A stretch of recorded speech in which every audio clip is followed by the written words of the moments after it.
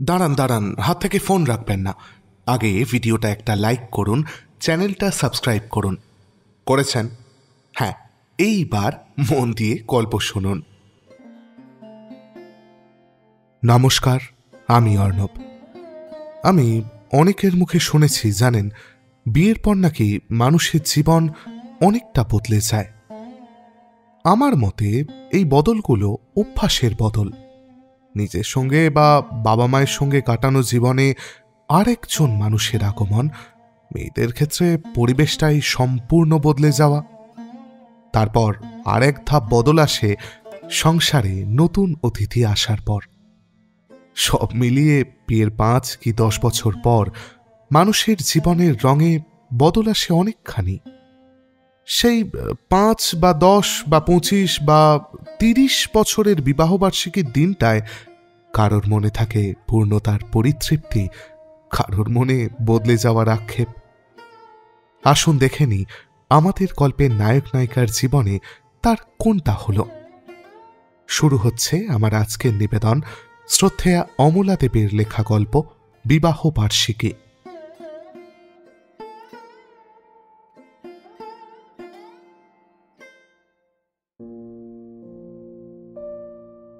স্বামী ও স্ত্রীতে কলহ হইয়া গেল। আজকাল কলহের জন্য সবিশেষ কারণের প্রয়োজন হয় না। যে কোনো সাংসারিক আলোচনা আরম্ভ হইলেই তাহা কলহে গিয়া শেষ হয়। কথাবার্তা বন্ধ হইয়া যায়। দুইজনেই মুখ গম্ভীর করিয়া ঘুরিতে ফিরিতে থাকে। ছেলে মেয়েরা দৌতকার্যে নিযুক্ত হইয়া কোনো রকমে সাংসারিক যোগসূত্র বজায় রাখে। আবার কয়েকদিন পরে যে কোনো পক্ষ কথাবার্তা শুরু করিয়া কলহের অবসান করে। এমনই করিয়া ক্রমান্বয়ে জোয়ার ও ভাটার মধ্যে দিয়া ইহাদের দাম্পত্য জীবন প্রবাহ বহিয়া চলে। কিন্তু বর্তমান মনোমালিন্যের সবিশেষ কারণ আছে। বিকালে ধোপাকে কাপড় দিবার সময় স্ত্রী শ্রীমতী নীরজা স্বামী শ্রীমান নিরঞ্জনের জামার খড়ির পকেট হইতে এক মানি অর্ডারের রসিদ টানিয়া বাহির করিয়াছে। রসিদটি ইংরাজিতে লেখা এবং বিশেষ করিয়া পোস্ট অফিসের কেরানির হাতে লেখা। কাজেই নীরজা তাহার স্বল্প ইংরাজি বিদ্যার সাহায্যে লেখার জট ছাড়াইয়া প্রেরক বা গ্রাহক কাহারও নামই উদ্ধার করিতে পারে নাই। কিন্তু কাহাকেও যে টাকা পাঠানো হইয়াছে সে সম্বন্ধে তো কোনো সন্দেহ নাই। পোস্ট অফিসের কেরানিবাবু তো বিনা পয়সায় রসিদ বিলি করিয়া বেড়াইতেছেন না। কিন্তু কি অন্যায়! স্বামী সারা মাস চাকুরি ও টিউশন করিয়া মোটে 80টি টাকা ঘরে আনিয়া দেয়। এই সামান্য টাকায় এই কলিকাতা শহরে স্বামী স্ত্রী ছেলে মেয়ে লইয়া এত বড় সংসারটি যে কি করিয়া চলে তাহা নীরজাই জানে। বিশেষ করিয়া কোলের খোকাটি সংসারে আসিবার পর হইতে রীতিমতো টানাটানি শুরু হইয়াছে। বাজারে চাল মশলার দোকানে দেনা হইয়াছে। দোকানদার টাকার জন্য নিত্য লোক পাঠাইতেছে। দুধওয়ালার কয়েকটা টাকা বাকি পড়িয়াছে। পুরাতন খরিদ্দার হাতছাড়া করিতে চাহে না, তাই না হইলে দুধ বন্ধ করিয়া দিত। থোপা তো 2 মাস হইল কিছুই পায় নাই। নেহাত নিরীহ গোবেচারা লোক বলিয়া নীরজা তাহাকে কোনো মতে শান্ত করিয়া রাখিয়াছে। ছেলে মেয়েদের সব কয়টিরই জামা কাপড় ছিঁড়িয়াছে। ফাঁকে বাহিরে যাইতে হয় না এবং কোনো আত্মীয় কুটুম্বের আসা যাওয়া নাই, তাই নূতন আতইয়ারি করাইলে দিন চলিত না। বড় মেয়েটির গৃহশিক্ষা অনেক দিন সমাপ্ত হইয়াছে। এরপর স্কুলে পাঠানো উচিত, কিন্তু তাহার কোনো ব্যবস্থাই আজ পর্যন্ত হইয়া উঠে নাই। আর নীরজার নিজের কথা সে তো না বলাই ভালো। শীতে সারা অঙ্গ ফাটিয়া চৌচির হইয়া গিয়াছে। স্বামীকে কতদিন হইতে একটা সস্তা ক্রিম আনিতে বলিয়াছে। শীত শেষ হইতে চলিল, এখনো তাহা আসিয়া পৌঁছে নাই। কানের ফুল 2টি শ্যাকরার দোকান হইতে একটু সারাইয়া আনিলেই পরা যায়। নিত্য 2 বেলা দোকানের সামনে দিয়া যাওয়া আসা করে, একদিনও মনে পড়ে না। হাতের চুড়িগুলির যে চেহারা হইয়াছে তাহাতে আর পড়া যায় না। অথচ নূতন করিয়া কোনোদিন গড়াইতে পারিবে বলিয়া তো ভরসা হয় না। তাও ভাগ্যে বিবাহের সময় বাবা দিয়াছিলেন, তাই না হইলে শুধু শাঁখা ও লোহা পরিয়াই দিন কাটাইতে হইত। অথচ নীরজা সেদিন বাপের বাড়ি গিয়া নিজে চোখে দেখিয়া আসিয়াছে তাহার সইয়ের স্বামী স্কুল মাস্টারি করিয়া সইকে নূতন প্যাটার্নের এক হাত ঝকঝকে চুরি করাইয়া দিয়াছে। নীরজার মনে পড়িল এই স্কুল মাস্টারের সহিত তাহার বিবাহের কথাবার্তা হইয়াছিল। নেহাত গরিব বলিয়া বাবা মত করেন নাই, তাহা ছাড়া নীরজারও মত ছিল না। কিন্তু সে কথা যাক, নিরঞ্জনের কি বুদ্ধিশুদ্ধি কোনোদিন হইবে না? এই অবস্থায় উপরে 2-5 টাকা যাহাই হাতে আসে সংসারে না দিয়া দান খয়রাত করিয়াছে। কাহাকে কে জানে? বড় দাদাটিকে বোধ হয়। তাহার তো টাকার চাহিদা আজ পর্যন্ত মিটিল না। যখন তখন কারণে অকারণে চিঠি জারিলেই হইল, টাকা পাঠাও। ছোট ভাই হাকিমি করে কিনা, হাজার হাজার টাকা ঘরে আনিতেছে। সামান্য 20-25 টাকা দিলে তাহার আর কি যাইবে আসিবে। হাসিও পায়, দুঃখও হয়। সত্যি পাড়া গাঁয়ের লোকেদের সাধারণ বুদ্ধি ভারী কম। ভাবে সাহেবরা BA-MA পাশ করা ছেলেদের আগের মতো এখনো ডাকিয়া ডাকিয়া বড় বড় চাকুরি দেয়। দিন যে বদলাইয়াছে, আজকালকার ছেলেরা, বিশেষ করিয়া হিন্দুর ছেলেরা, যে বড় বড় পাশ করিয়াও ভদ্রভাবে 2 বেলা 2 মুঠো অন্ন সংস্থানের জন্য রাস্তায় রাস্তায় দিশাহারা হইয়া ছুটোছুটি করিতেছে, কিছুতেই বুঝিতে পারে না, পারিলেও বুঝিতে চাহে না। নিরঞ্জন আপিস হইতে ফিরিলেই নীরজা কথাটি বলি বলি করিয়াও চুপ করিয়া রহিল। তারপর নিরঞ্জন যখন মুখ হাত ধুইয়া খাবার খাইতে বসিল, তখন তাহার সামনে চাপিয়া বসিয়া জিজ্ঞাসা করিল, হ্যাঁ গা, কাকে টাকা পাঠিয়েছ আবার? নিরঞ্জন অর্থচর্বিত খাদ্য কোনো মতে গিলিয়া ক্লিষ্ট কণ্ঠে কহিল, টাকা কই না তো। নীরজা এক দৃষ্টে কিছুক্ষণ স্বামীর দিকে তাকাইয়া থাকিয়া কহিল, সত্যি বলছ, পাঠাওনি? নিরঞ্জন প্রবল বেগে ঘাড় নাড়িয়া জানাইল, না। নীরজা খুঁট হইতে রসিদটি খুলিয়া বাহির করিয়া মোড়ক খুলিয়া ভালো করিয়া প্রসারিত করিল। তারপর একটু আগাইয়া বসিয়া সেটিকে স্বামীর সামনে ধরিয়া কহিল, দেখো তো এটা কি? এক মুহূর্তে নিরঞ্জনের মুখ ফ্যাকাশে হইয়া উঠিল। ক্ষীণকণ্ঠে কহিল, মানি অর্ডারেরই তো রসিদ। এটা কোথায় ছিল বলো দেখি? আমি কি করে জানব? মুখ টিপিয়া হাসিয়া নীরজা কহিল, জানো না, ছিল তোমার বুক পকেটে। কি করে এলো বলতে পারো? বলিয়া অধরষ্ঠ দৃঢ়ভাবে চাপিয়া এক দৃষ্টি তাকাইয়া রহিল। নিরঞ্জন ঊর্ধ্বমুখে আকাশ পাতাল ভাবিতে লাগিল। সত্যই তো, কি করিয়া আসিল? নিরঞ্জনের কিছুই মনে পড়িতেছে না।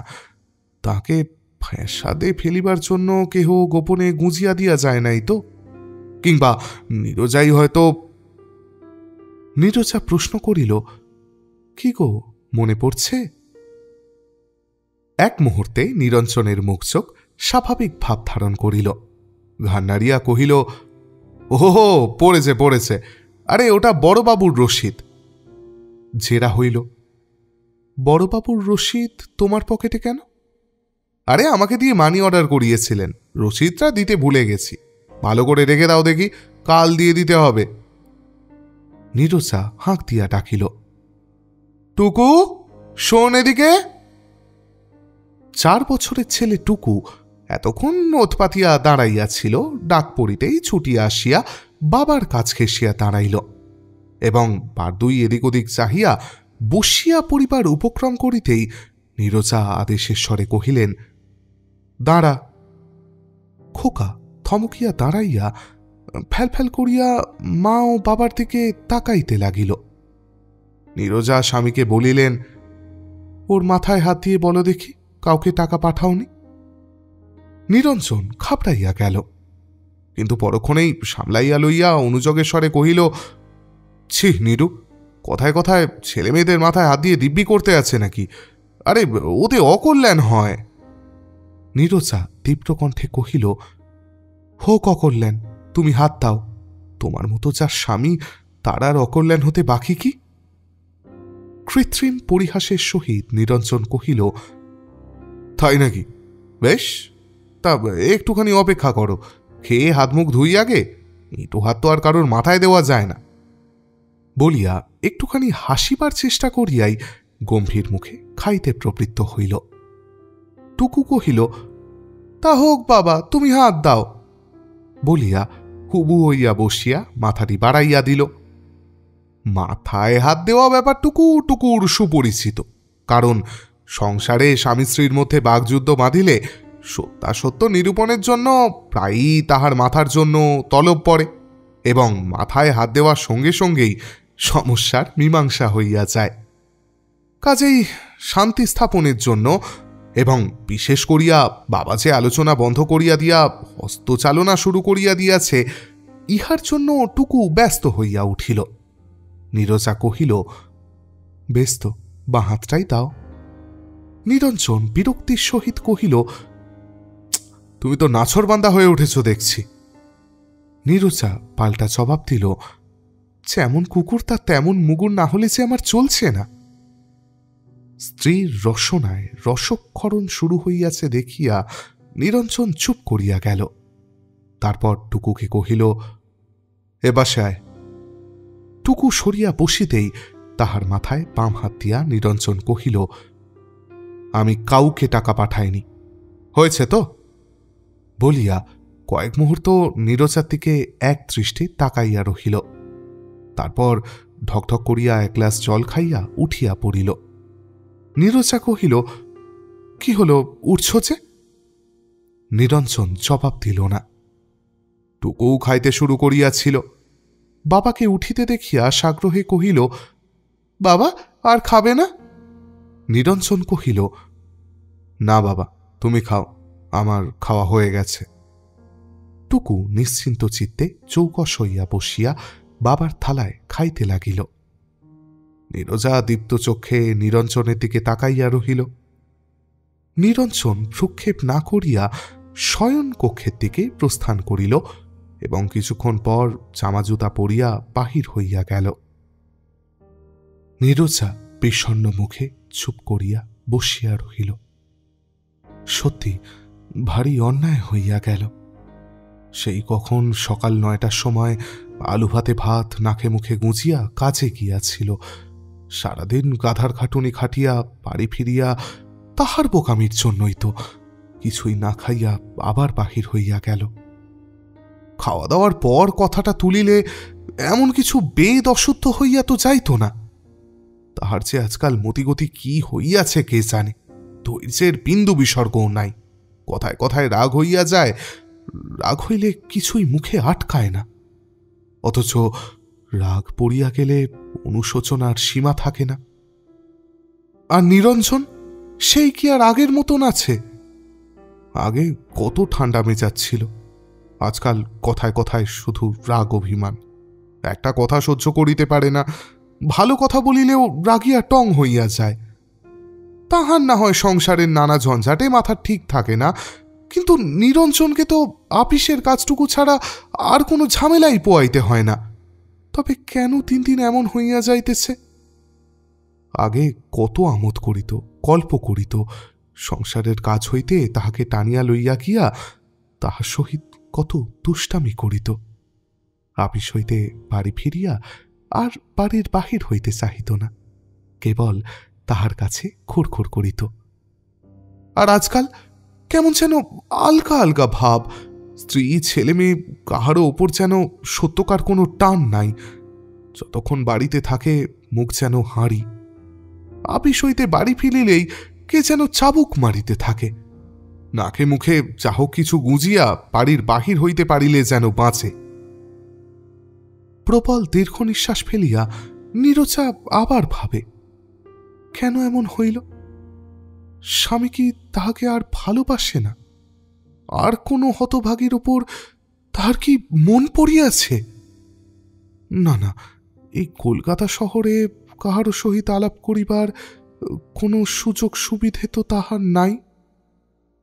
তবে কি পূজার সময় দেশে গিয়া কোনো মেয়ের সহিত ভাব করিয়া আসিয়াছে? পূজার পর দেশ হইতে ফিরিবার পর হইতেই এই ভাবটা বেশি হইয়াছে বলিয়া মনে হয়। নীরজা শুনিয়াছে দেশের কোন একটি মেয়ের সঙ্গে নিরঞ্জনের বিবাহের কথাবার্তা সব ঠিক হইয়া গিয়াছিল, দেনা পাওনার গোলমালেই নাকি সব ভাঙিয়া যায়। মেয়েটাও নাকি সুন্দরী, নিরঞ্জন তাহারই পাল্লায় পড়িয়াছে নাকি। সন্ধ্যা হইয়া আসিল। কলিকাতা শহরে ছোট একতলা বাড়িগুলিতে সন্ধ্যা একটু আগেই আসিয়া হাজির হয়। সারা শহরের যত ধূলি ও ধুম দিনের আলো নিবিতে না নিবিতে এইসব বাড়িগুলিতে রাত্রের আশ্রয়ের জন্য ভিড় করে। নীরজাদের বাড়িটি অবশ্যই একতলা নয়, দোতলা। উপরতলায় 3খানা ঘর আর একটুখানি ছাদ। তাহাতে বাড়িওয়ালা স্বয়ং একপাল ছোট বড় ছেলে মেয়ে এবং তাহাদের জননীটিকে লইয়া বাস করেন। নিচের তলায় 3খানি ছোট ঘর নীরজারা ভাড়া লইয়াছে। না, শুধু ঘর 3টি নহে, উঠানটিও তাহাদেরই বলিতে হইবে। অবশ্য উঠান দিয়া সকলেরই যাওয়া আসা করিতে হয়, কিন্তু কাপড় চোপড় শুকাইতে দেওয়া, বিছানাপত্র রোদে দেওয়া ইত্যাদি নানা প্রয়োজনে উঠানটি ব্যবহার করিবার অধিকার তাহারাই ভোগ করে। কল পায়খানা চুক্তিমতো এজমালি, কিন্তু সূচিবায়গ্রস্তা বাড়িওয়ালা গৃহিণী বেলা 9টা পর্যন্ত কি নিজেদের কি নীরজাদের কাহাকেও কলতলার পাশ মারাইতে দেন না। নীরজার বড় মেয়ে টুনি ছোট খোকাকে কোলে লইয়া কাছে আসিয়া ডাকিল, মা, শুনতে পাচ্ছ না? নীরজা চমকিয়া চাহিয়া কহিল, কি? জ্যাঠামশাই বাইরে দাঁড়িয়ে দাঁড়িয়ে কলা খাঁকারি দিচ্ছেন যে। সত্য, বাড়িওয়ালা ঘনশ্যামবাবু সিগন্যাল না পাইলে রেলগাড়ির চালক যেমন স্টেশন হইতে দূরে দাঁড়াইয়া বাঁশি ফুঁকিতে থাকে, তেমনইভাবে অনেকক্ষণ ধরিয়া অদূরে কলতলার পাশে দাঁড়াইয়া পুনঃ পুনঃ কলা খাঁকারি দিতেছিলেন। ঘনশ্যামবাবু বেশ শীর্ণ, গলাটি আরও শীর্ণতর। তদুপরি সারাদিন সদাগরি আপিসে কলম পিষিয়া বাড়ি ফিরিয়াছেন, কাজেই কলা খাঁকারিতে খামবাজি গমক ছিল না। তাছাড়া নীরজার মনও কোথায় উধাও হইয়া গিয়াছিল। নীরজা থরমর করিয়া উঠিয়া ঘুমটা টানিয়া দিয়া চাপা ত্রস্ত কণ্ঠে বলিল, কই, কোথায়? বলিয়া ঘরে ঠকিয়া পড়িল। টুকু তখনও খাইতেছিল। বিশেষ করিয়া আরো 2টি ভাগিদারের আবির্ভাব দেখিয়া দ্রুত হস্তে কাজ সারিতেছিল। ঘনশ্যামবাবু পার হইয়া যাইতে যাইতে টুকুকে কহিলেন, জ্যাঠামশায়ের কি হচ্ছে? টুকু গম্ভীরভাবে জবাব দিল, আপিস থেকে এসে খাচ্ছি জ্যাঠামশাই। কিছুক্ষণ পর নীরজা টুনিকে কহিল, এই দেখে আয় দেখি তো জ্যাঠামশাই কি করছেন। টুনি ওপর হইতে ফিরিয়া আসিয়া কহিল, তামাক খাচ্ছেন। খাওয়া হয়ে গেছে? টুনি খান্নারিয়া জানাইল, হ্যাঁ। তারপর কহিল, জেঠিমারা কাল থিয়েটার দেখতে যাবেন, সারা রাত থিয়েটার, শিব দুর্গা রাধাকৃষ্ণ আরও কত ঠাকুর দেবতা দেখাবে। বাবাকে বলো না মা, আমাদেরও নিয়ে যেতে। নীরজা ধমক দিয়া কহিল, থিয়েটারে যাবে না আর কিছু, কাল কি করে বাজার হবে তার ঠিক নেই। টুনি কাঁদো কাঁদো সরে বলিল, তোমার তো ওই এক কথা বরাবর, সংসার চলছে না, সংসার চলছে না। কলকাতা শহরে জন্মালাম, এতদিন থাকলাম, তবু কিচ্ছুটি দেখতে পেলাম না। এর চেয়ে পাড়া গাঁয়ের লোকেরা ঢের ভালো, ধান চাল বিক্রি করেও ছেলে মেয়েদের শহর দেখিয়ে নিয়ে যায়। টুনি মেয়েটি এই বয়সেই বেশ কথা বলিতে শিখিয়াছে। ইহাতে অবশ্য বিস্মিত হইবার কিছু নাই। বাংলাদেশের কড়া আবহাওয়ায় ছেলেমেয়েরা অল্প বয়সেই বেশ পরিপক্ক হইয়া ওঠে। নীরজাও বিস্মিত হইল না, বরং একটু লজ্জিত হইল। টুনি তো মিথ্যা বলে নাই। নেহাত গ্রাসাচ্ছাদন ছাড়া ছেলে মেয়েদের কোনো সাধেই তাহারা মিটাইতে পারে নাই। ছেলেদের কথা ছাড়িয়া দাও, ভগবানের কৃপায় মানুষ হইলে একদিন হয়তো তাহাদের সব স্বাদ মিটিবে, কিন্তু মেয়ের কয়দিনই বা বাপ মায়ের কাছে থাকিবে? বিবাহ হইয়া গেলেই তো পর হইয়া যাইবে, তারপর বৎসরে একটিবার মাত্র দেখিতে পাইবার জন্য পরের পায়ে মাথা ঠুকিতে হইবে। তাও যদি ভালো ছেলের হাতে পড়ে তো স্বাদ আহ্লাদ মিটিবে, না হইলে বাপের বাড়িতেই যাহা হইয়া গেল তাহাই শেষ। নিজের কথা মনে পড়িয়া নীরজার নিঃশ্বাস পড়িল। ভাবিল, ছেলে ভালো হইলেও তো হইবে না, ভাগ্য থাকা চাই। না হইলে তাহার বাবা তো কোনো ত্রুটি করেন নাই। হাজার হাজার টাকা খরচ করিয়া দেশের সেরা ছেলেটি তাহার জন্য খুঁজিয়া আনিয়াছিলেন।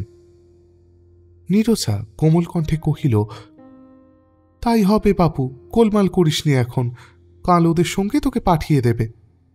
কিন্তু তার আগে এক কাজ কর দেখি, এই কাগজটা তো জ্যাঠামশাইকে পড়িয়ে আনগে বলিয়া সেই রসিদটা তাহার হাতে দিল। টুনি ফিরিয়া আসিয়া কহিল, জ্যাঠামশাই বললেন কি গৌরমোহন ভট্টাচার্যকে টাকা পাঠানো হয়েছে। কে পাঠিয়েছে কিছু বললেন? টুনি ঘান্নারিয়া কহিল, না তো। কিন্তু মা, কালি আবার না বলতে পাবে না কিন্তু, আমি জ্যাঠামশাইকে বলে এলাম আমি যাব। নীরজা চিন্তিত মুখে কহিল, তাই হবে, তুই আরেকটিবার যা দেখি মা, জিজ্ঞেস করে আয় কে পাঠিয়েছে। টুনি ফিরিয়া আসিয়া কহিল, জ্যাঠামশাই বললেন ওসব কিছু লেখা নেই।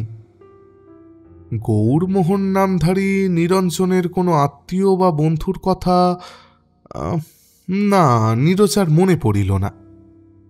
তবে নিরঞ্জন মিথ্যা বলে নাই, বড়বাবুই কোনো আত্মীয়কে টাকা পাঠাইয়াছে। সে মিছিমিছি নিরঞ্জনের সঙ্গে ঝগড়া করিল, সারাদিনের খাটুনির পর তাকে খাইতে পর্যন্ত দিল না। অনুশোচনায় নীরজার মাথা ঠুকিতে ইচ্ছা হইল নিরঞ্জন যাহা কিছু খাইতে ভালোবাসে সেই সব বাছিয়া বাছিয়া বসিয়া বসিয়া মনের মতো করিয়া রান্না করে। কিন্তু ঘরে কি কিছু আছে চাই? কাল সকালে বাজার না আসিলে রান্না হইবে না। তাহা ছাড়া মাস শেষ হইতে চলিয়াছে, হাত একেবারেই খালি। মাইনে পাইলে আগামী রবিবারে যা হোক একটা কিছু ছুতা করিয়া একটু কিছু ভালো খাওয়া দাওয়ার আয়োজন করিতে হইবে। হঠাৎ নীরজার মনে পড়িল সেই মাসেই তাহাদের বিবাহ হইয়াছিল। আজ মাসের কত তারিখ কে জানে? ডাক দিয়া কহিল, টুনি, তোর জ্যাঠাইমাকে জিজ্ঞেস করে আয় তো আজ মাসের কত তারিখ। টুনি আসিয়া কহিল, 11ই ফাল্গুন। কেন মা, কাল বুঝি তাহলে আমাকে যেতে দেবে না?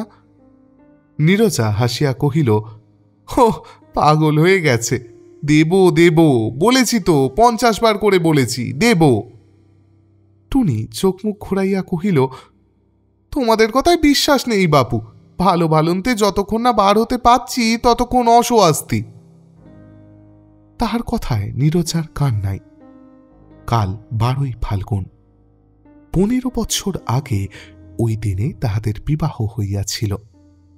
সেদিনের কথা নীরজা কি কোনো দিন ভুলিবে? নারী জীবনের শ্রেষ্ঠ সে দিন, কত আশা, কত স্বপ্নের সমাপ্তি, কত নূতন আশা, কত নূতন স্বপ্নের সূত্রপাত, কত আলো, কত বাঁশি, কত উল্লাস, কত উচ্ছ্বাস। জীবনের সেই একটি দিনের জন্য তাহাকে ঘেরিয়া এই আনন্দোজ্জ্বল উৎসব রাত্রি পদ্মের মতো বিকশিত হইয়াছিল।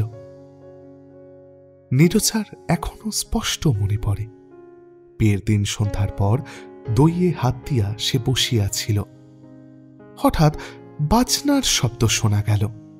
সকলে হৈ হৈ করিয়া উঠিল, বর আসছে, বর আসছে।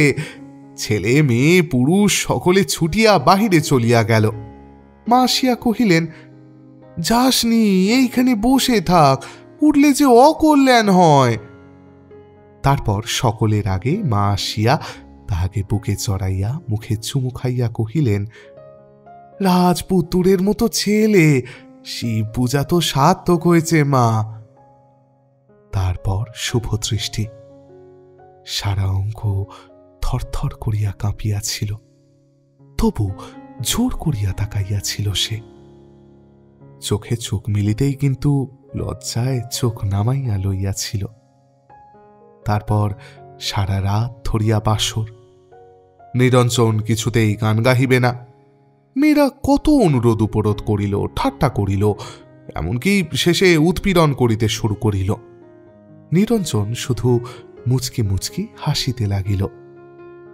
তারপর শেষ রাত্রে সবাই যখন একে একে চলিয়া গেল এবং যাহারা রহিল তাহারাও ঘুমাইয়া পড়িল, তখন নীরজা বার কয়েক কাশিয়া জানান দিল সে জাগিয়া আছে। তবু নিরঞ্জন কথা কহিল না। শেষে সে নিজেই লজ্জার মাথা খাইয়া জিজ্ঞাসা করিয়াছিল, ঘুমুবে না? আহা, কতদিনের কথা! তবু এখনো ভাবিতে ভারী মিষ্টি লাগে। মনে হয় সত্যই কি তাহার জীবনে এমন একটি দিন আসিয়াছিল, নাকি কোনোদিন স্বপ্ন দেখিয়াছিল সে? নিরঞ্জন বাড়ি ফিরিয়া জামা জুতা ছাড়িয়া শুইয়া পড়িল। টুনি আসিয়া ডাক দিল, বাবা খেতে আসুন, মা ডাকছে। নিরঞ্জন বজ্রগম্ভীর কণ্ঠে কহিল, যাব না, বলগে যা, খিদে নেই। টুনি ফিরিয়া যাইতে যাইতেই হাঁক দিয়া কহিল, মা, বাবার খিদে নেই বলছেন, বলছেন খাবেন না। নীরজা কহিল, তুই বস, আমি ডেকে আনছি। বাহিরে পদশব্দ শুনিতেই নিরঞ্জন পাশ ফিরিয়া কাঠ হইয়া শুইয়া রহিল। নীরজা পাশে আসিয়া দাঁড়াইয়া কিছুক্ষণ তাকাইয়া রহিল। তারপর কহিল, খাবে এসো, শুনছ? কোনো জবাব মিলিল না। নিরঞ্জন নিশ্চয়ই গভীর নিদ্রামগ্ন। গায়ে হাত দিয়া নাড়া দিয়া নীরজা কহিল, শুনছ, খাবে এসো। নিরঞ্জনের নিদ্রাভঙ্গ হইল।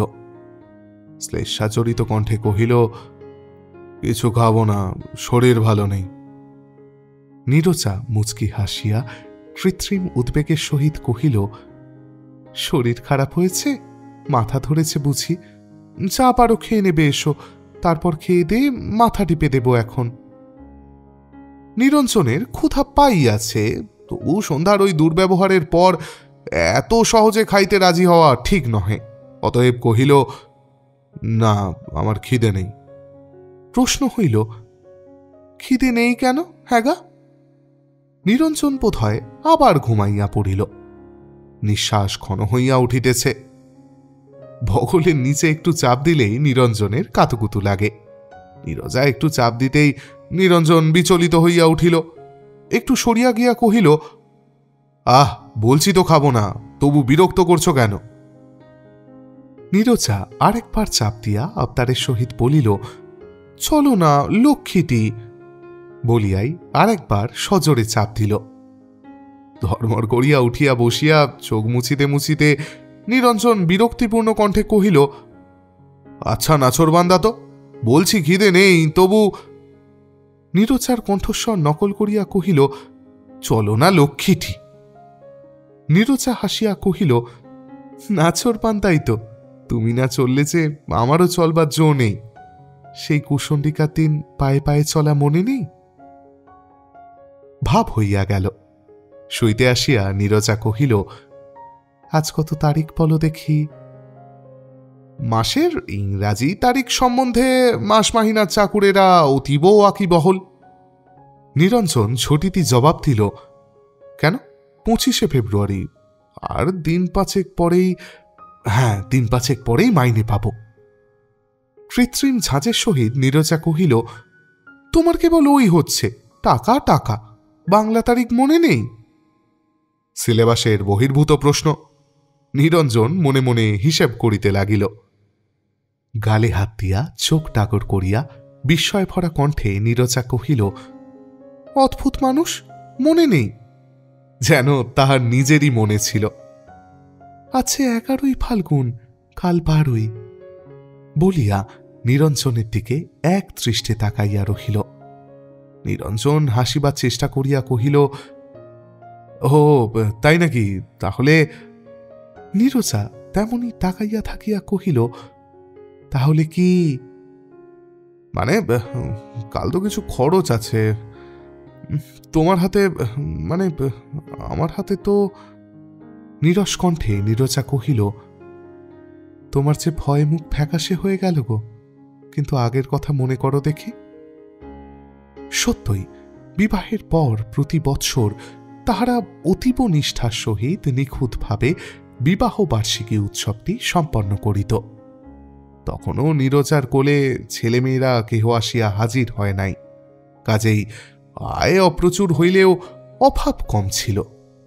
তাছাড়া মন ছিল তরুণ ও তরল। স্বল্প আনন্দ এবং স্বল্প দুঃখের আঘাতেই তাহা তরঙ্গায়িত হইয়া উঠিত। সেই সময় এই দিনটিতে তাহারা সারাদিনব্যাপী উৎসব ও আনন্দের ব্যবস্থা করিত।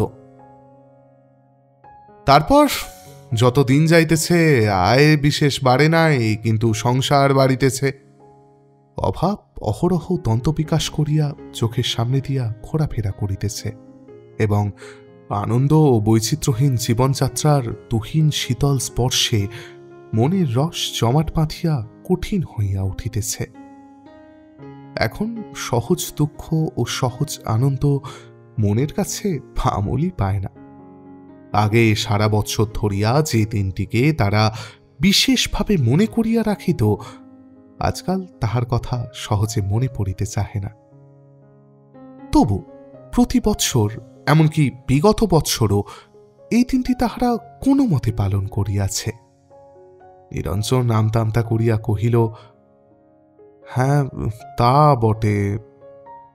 নীরজা মুখ ভার করিয়া কহিল, তোমার যদি ইচ্ছে না হয় তাহলে আর কি দরকার।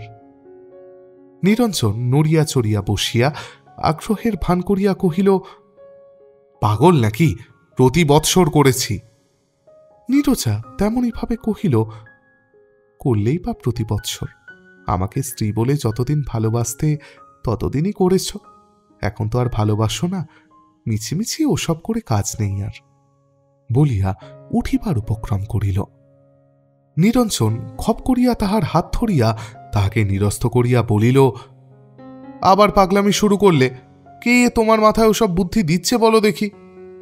বলিয়া একটু আকর্ষণ করিতেই নীরজা একেবারে স্বামীর কোল ঘেঁষিয়া বসিয়া কহিল, ও কি আর কারোর কাছে বুঝতে হয়? মেয়ে মানুষ আপনা থেকেই বুঝতে পারে। নীরজার এই নিরীহ নির্ভর পরায়ণা মূর্তিটি নিরঞ্জনের খুব ভালো লাগে। তাহার ক্ষীণ স্রোত প্রেম আবার চঞ্চল হইয়া উঠে। কিন্তু হায়, আনন্দ সমুদ্রের সঙ্গে একদা যে যোগসূত্র ছিল, আজ তাহা বোধ হয় ছিন্ন হইয়া গিয়াছে। তবু নিরঞ্জন নীরজার মুখখানি বুকের উপর চাপিয়া ধরিয়া সস্নেহে কহিল, পাগল। নীরজা কহিল, তোমার কোনো ভাবনা নেই, আমার কাছে 5টি টাকা আছে, সেই যে বাবা খোকার হাতে দিয়ে গিয়েছিলেন। অভয়বাণীটি শুনিয়া নিরঞ্জন নির্ভয় হইয়া উঠিল। তখন দুইজনে মিলিয়া কর্মসূচি প্রস্তুত করিতে প্রবৃত্ত হইল। নীরজা কহিল, কাল বেলা 8টা পর্যন্ত ঘুমুলে হবে না কিন্তু। নিরঞ্জন কহিল, পাগল নাকি, আমি আজ ঘুমোবই না, তো কাল আবার ওঠা। না না, ঠাট্টা না, কাল সকাল সকাল বাজার করতে যাবে, 8টার মধ্যেই সব কিনে বাড়ি ফিরতে হবে। আচ্ছা বেশ বেশ, কি কি কিনতে হবে তো বলো। ভোজ্য ও পেয় দ্রব্যাদির তালিকা করিয়া নীরজা কহিল, দোকান থেকে ভালো চীনে সিঁদুর, 1 শিশি তরল আলতা আর 1 ডজন ধূপকাঠি কিনে এনো। চন্দন আর ধুনো বাড়িতেই আছে। নিরঞ্জন কহিল, আর মালা, মাল্যদান হবে না? নীরজা মুচকি হাসিয়া কহিল, সকালে এনো না, ছেলে মেয়েরা রয়েছে, সন্ধেবেলায় আপিস থেকে ফিরবার সময় কিনে এনো। আর দেখো, কাল রাত্রে আর টিউশন করতে গিয়ে লাভ নেই, ছেলেটিকে বরং একটা খবর পাঠিয়ে দিও। নিরঞ্জন সোৎসাহে বলিল, পাগল নাকি, কাল আর কোথাও যাব না, আমি বরং আপিস থেকেই কাল সকাল সকাল ছুটি নিয়ে পালিয়ে আসব। নীরজা, আমারও একটা শর্ত আছে কিন্তু, কাল তোমাকে ঠিক বিয়ের দিন যেমনটি সেজেছিলে তেমনই সাজতে হবে। ময়ূরকণ্ঠী রঙের বেনারসিটি পরবে, সর্বাঙ্গে পরবে স্বর্ণ অলঙ্কার, পায়ের পাতা দুটি আলতার রঙে রাঙা টুকটুকে করবে, কপালে আঁকবে চন্দন লেখা, আর পারো তো চোখে ফোটাবে সেই সেদিনের মতো সুদূর শুকতারার স্বপ্ন, আর মুখে উদয় আকাশের রক্তিমাভা। নীরজা নিরঞ্জনের মুখের দিকে হাঁ করিয়া তাকাইয়া রহিল। নিরঞ্জনের এমন ধারা কথা, এমন কণ্ঠস্বর, এমন চোখের দৃষ্টি অনেক দিন শুনে নাই, অনেক দিন দেখে নাই। তবে কি নিরঞ্জনের ভালোবাসা একেবারে নিবিয়া যায় নাই? ছাই চাপা পড়িয়াছিল, একটু ফুঁতিতেই আবার ছকমক করিয়া উঠিল। পরদিন বেলা ৮টা। নিরঞ্জন বাজারে গিয়াছে। নীরজা রান্নাঘরে বসিয়া কালকার বাজারের যা ২-৪টি আলু বেগুন অবশিষ্ট ছিল তাহাই কুটিতেছিল। পাশাপাশি ২টি উনানে ভাত ও ডাল ফুটিতেছে, নামিতে দেরি নাই। এখন আর বেশি রান্না হইবে না, আলু বেগুন ভাজিয়া কোনো মতে খাওয়াইয়া নিরঞ্জনকে আপিসে বিদায় করিবে। তারপর এবেলার নিজের খাওয়া দাওয়া সকাল সকাল চুকাইয়া দিয়া ওবেলার জন্য আয়োজন করিতে বসিবে। এমন সময় হাঁক শোনা গেল। বৌদি! নীরজা কণ্ঠস্বর শুনিয়া স্বরের মালিক সম্বন্ধে আন্দাজ করিয়া কহিল, কে? চারু ঠাকুরপো? অচিরে চারুচন্দ্র আসিয়া হাজির হইল। বয়স ২১ কি ২২, সাধারণ চেহারা, এখানকার কলেজে পড়ে সে। নিরঞ্জনের সম্পর্কে ভাই, দেশে গিয়াছিল, ফিরিয়া আসিয়া দেশের খবর দিতে আসিয়াছে। চারুচন্দ্রের সহিত আসিল টুকু, হাঁটিয়া নয় কাঁধে চড়িয়া। নীরজা কহিল, বর্ষ ঠাকুরপো, দেশে গিয়েছিলে বুঝি? কখন এলে? টুকুকে কহিল, নাম ঘাড় ধরে যাবে যে, নেমে ওই আসনটা পেতেতে দেখি কাকার জন্য। টুকু ব্যস্ত হইয়া উঠিতেই চারু তাহাকে নামাইয়া দিল। টুকু আসন আনিয়া পাতিয়া দিয়া কহিল, বচুন। নীরজা হাসিয়া কহিল, বসছেন? তুই যা দেখি, খেলগে যা। এই তো এক পেট খেয়ে গেলি, আবার জুটলি কেন? পৃথিবীতে মায়েরা খোকাদের মনের কথা চট করিয়া জানিতে পারে কি করিয়া? জানিতে পারিলেও এমন করিয়া সকলের সামনে ফাঁস করিয়া দেওয়া তো উচিত নয়। খোকা লজ্জিত হইল, তবু লজ্জার জন্য আসল কাজ মাটি করিবার পাত্র সে একেবারেই নয়। চারু বসিতেই সে তাহার কোল ঘেঁষিয়া বসিয়া পড়িল। চারু হয়তো ভাবিল খোকা তাহার এতদিনের অদর্শনে অস্থির হইয়া উঠিয়াছে, তাই তাহার কাছ হইতে নড়িতে চাহিতেছে না। সে সস্নেহে তাহাকে চাপিয়া ধরিয়া কহিল, থাক না বৌদি। বৌদিদি কহিল, না না, তুমি জানো না, ভারী পেটুক, কোথাও নড়তে চায় না, কেবল রান্নাঘরের কাছে ঘুরঘুর করে, আর কেউ এলে তো কোনো কথাই নেই। আর থাকা চলে না। খোকা উঠিয়া দাঁড়াইয়া কহিল, কাকা বাবু, আমি যাচ্ছি বলিয়া মায়ের দিকে না তাকাইয়া গম্ভীর মুখে বাহির হইয়া গেল। খোকা যাইতেই নীরজা কহিল, হ্যাঁ ঠাকুরপো, তোমাদের গাঁয়ের গৌরমোহনকে বলিতে পারো? চারু উৎসুক কণ্ঠে কহিল, কেন বলো দেখি? না না, এমনি জিজ্ঞেস করছি। গাঁয়ের এত লোক থাকতে হঠাৎ তার কথা? না, উনি বলছিলেন সেদিন আর কি। কি বলছিলেন? বলছিলেন বেশ ভালো লোক, ওর বিশেষ বন্ধু। বিস্ময়ের সহিত চারু কহিল, তাই নাকি? দাদা বলছিলেন ওই কথা? নীরজা খান্নারিয়া বলিল, হ্যাঁ বলছিলেন তো। কেন বলো দেখি, কে তিনি? চারু ঝাঁঝের সহিত কহিল, আর ভক্তি করে তাকে তিনি বলতে হবে না। সে এক হতভাগা গাঁজাখোর জোচ্চোর, কাজের মধ্যে মামলা মোকদ্দমা সাক্ষী দেওয়া, গায়ে ঘোঁট পাকানো, আর স্ত্রীকে ধরে যখন তখন ঠ্যাঙানো, অথচ এমন স্ত্রী। নীরজা উৎসুক কণ্ঠে কহিল, কে ঠাকুরপো? চারু দুই চোখ ডাগর করিয়া কহিল, কেন, আমাদের কাঞ্চন দিদি। সতী সাবিত্রীর কথা বইয়ে পড়েছ বৌদি, যদি চোখে দেখতে চাও তো দেখে আসবে কি। নীরজা নীরস কণ্ঠে কহিল, কি করে দেখব ঠাকুরপো, কখনো তো নিয়ে গেলেন না তোমার দাদা। ব্যঙ্গেশ্বরে কহিল, এবার যেমন করে পারি দেখে নয়ন সার্থক করে আসব। চারু উৎসাহের সহিত কহিল, ঠাট্টা নয় বৌদি, সত্যি। গরিবের ঘরে জন্মেছেন ঠিক, কিন্তু রাজকন্যার মতো রূপ। কিন্তু হতভাগার হাতে পড়ে কি কষ্টই না পাচ্ছেন। দুবেলা পেট ভরে খেতে পান না, ভালো করে পড়তে পান না, তার উপর স্বামীর অত্যাচার। তবু কি কোনোদিন মুখ ফুটে কিছু বলেন? কখনো না। বরং স্বামীর ওপর কি ভক্তি, কি সেবা। মাস 2 আগে গৌরমোহনের টাইফয়েড হলো, শুধু ওর সেবার গুণেই বেঁচে উঠল। সবাই বলছে স্বামীর যে কেমন করে সেবা করতে হয় কাঞ্চন দেখালো বটে। তারপর দীর্ঘ নিঃশ্বাস ফেলিয়া কহিল, যাক, আর বেশি দিন কষ্ট সহ্য করতে হবে না। যা অসুখ দেখে এসেছি, বেশি দিন আর বাঁচবেন না। নীরজা কৃত্রিম আগ্রহের স্বরে বলিল, কেন, কি হয়েছে? অনেকদিন অনাহারে থাকলে যে রোগ হয়, তাই যক্ষা। প্রায় 1 বছর আগে হয়েছে। চিকিৎসা তো কিছুই হয়নি, কাজেই রোগ মনের সাথে বেড়েছে, এখন একেবারে শেষ করে এনেছে। ক্ষোভের সহিত কহিল, সারা জীবনটা কাঞ্চন দিদির কষ্টেই কেটে গেল।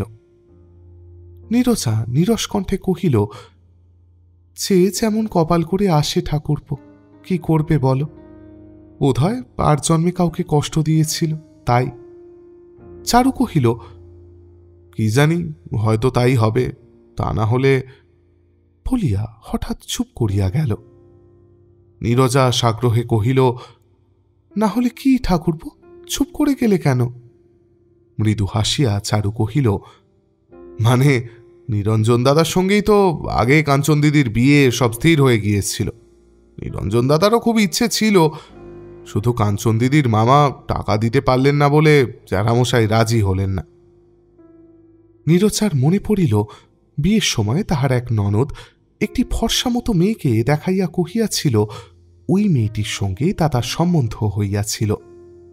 সন্দিগ্ধ কণ্ঠে কহিল, তোমার দাদা বুঝি ওর জন্য পাগল হয়ে গিয়েছিলেন, তাই না? চারু হাসিয়া কহিল, পাগল আবার কি, বিয়ে সম্বন্ধ তো কত মেয়ের সঙ্গেই হয়। কাঞ্চন দিদি দেখতে শুনতে ভালো বলেই বোধহয় নিরঞ্জন তার খুব ইচ্ছে হয়েছিল। না না, ভালোবাসাবাসি কিছু ছিল না, তুমি আবার এই নিয়ে দাদার সঙ্গে মাতামাতি করো না। নীরজা মুখ টিপিয়া হাসিয়া বাঁকাভাবে কহিল, আমরা তোমার কাঞ্চন দিদির মতো সতী সাবিত্রী নয় বলে কি স্বামীর সঙ্গে দিনরাত মাতামাতিই করে থাকি ঠাকুরপো? তোমার দাদাও কিন্তু আমাকে দিনরাত রাজ সিংহাসনে বসিয়ে রাখেননি, দুঃখ কষ্ট আমাকেও সহ্য করতে হয়। তবু তাই নিয়ে কোনোদিন কিছু বলি কিনা তোমার দাদাকেই জিজ্ঞেস করো। চারু বুঝিতে পারিল বৌদিতেই চটিয়া উঠিতেছে, কাজেই তাহাকে শান্ত করিবার জন্য তোষামদের সুরে বলিল, আমি কি আর তা জানি না নাকি বৌদি, নাকি কিছু দেখিনি? গায়ে গিয়ে তোমার কিরকম প্রশংসা করি একবার নিজে গিয়ে শুনে আসবে। তাছাড়া দাদাও তোমার খুব প্রশংসাই করেন। নীরজা নিরুৎসুক কণ্ঠে কহিল, তাই নাকি? বিশ্বাস হয় না। কিন্তু তোমার কথাটা কিরকম হলো জানো ঠাকুরপো? ঠাকুর ঘরে কে, আমি তো কলা খাইনি। যদি ভালোবাসা নাই ছিল তবে এমন চাপতে গেলে কেন? চারু প্রবর্ধিয়া কহিল, আহা, সে তো অনেক দিনের কথা বৌদি। তাছাড়া তোমার মতো স্ত্রী, ভালোবাসা থাকলেও সে কোন দিন মরে ভূত হয়ে গেছে। মুখ আধার করিয়া নীরজা শুষ্ক কণ্ঠে কহিল, তা কি হয় ঠাকুরপো? ভাবিল, তাই স্বামী তাহাকে দেশে লইয়া যাইতে চাহে না, আর দেশ হইতে ফিরিলে মুখ হাঁড়ি করিয়া থাকে। 6 মাসের আগে মুখে একেবারেই হাসি ফোটে না। কিন্তু কি মিথ্যাবাদী, কি শট, কি প্রবঞ্চক! চারু চলিয়া গেল। নীরজা তাহাকে দরজা পর্যন্ত আগাইয়া দিয়া আর রান্নাঘরে ফিরিল না। সোজা শয়ন কক্ষে ঢুকিয়া একটা চাদর মুড়ি দিয়া শুইয়া পড়িল। আর সে রান্না বান্না কিছুই করিবে না, ছেলেপিলেদের খোঁজ রাখিবে না, সংসারও দেখিবে না।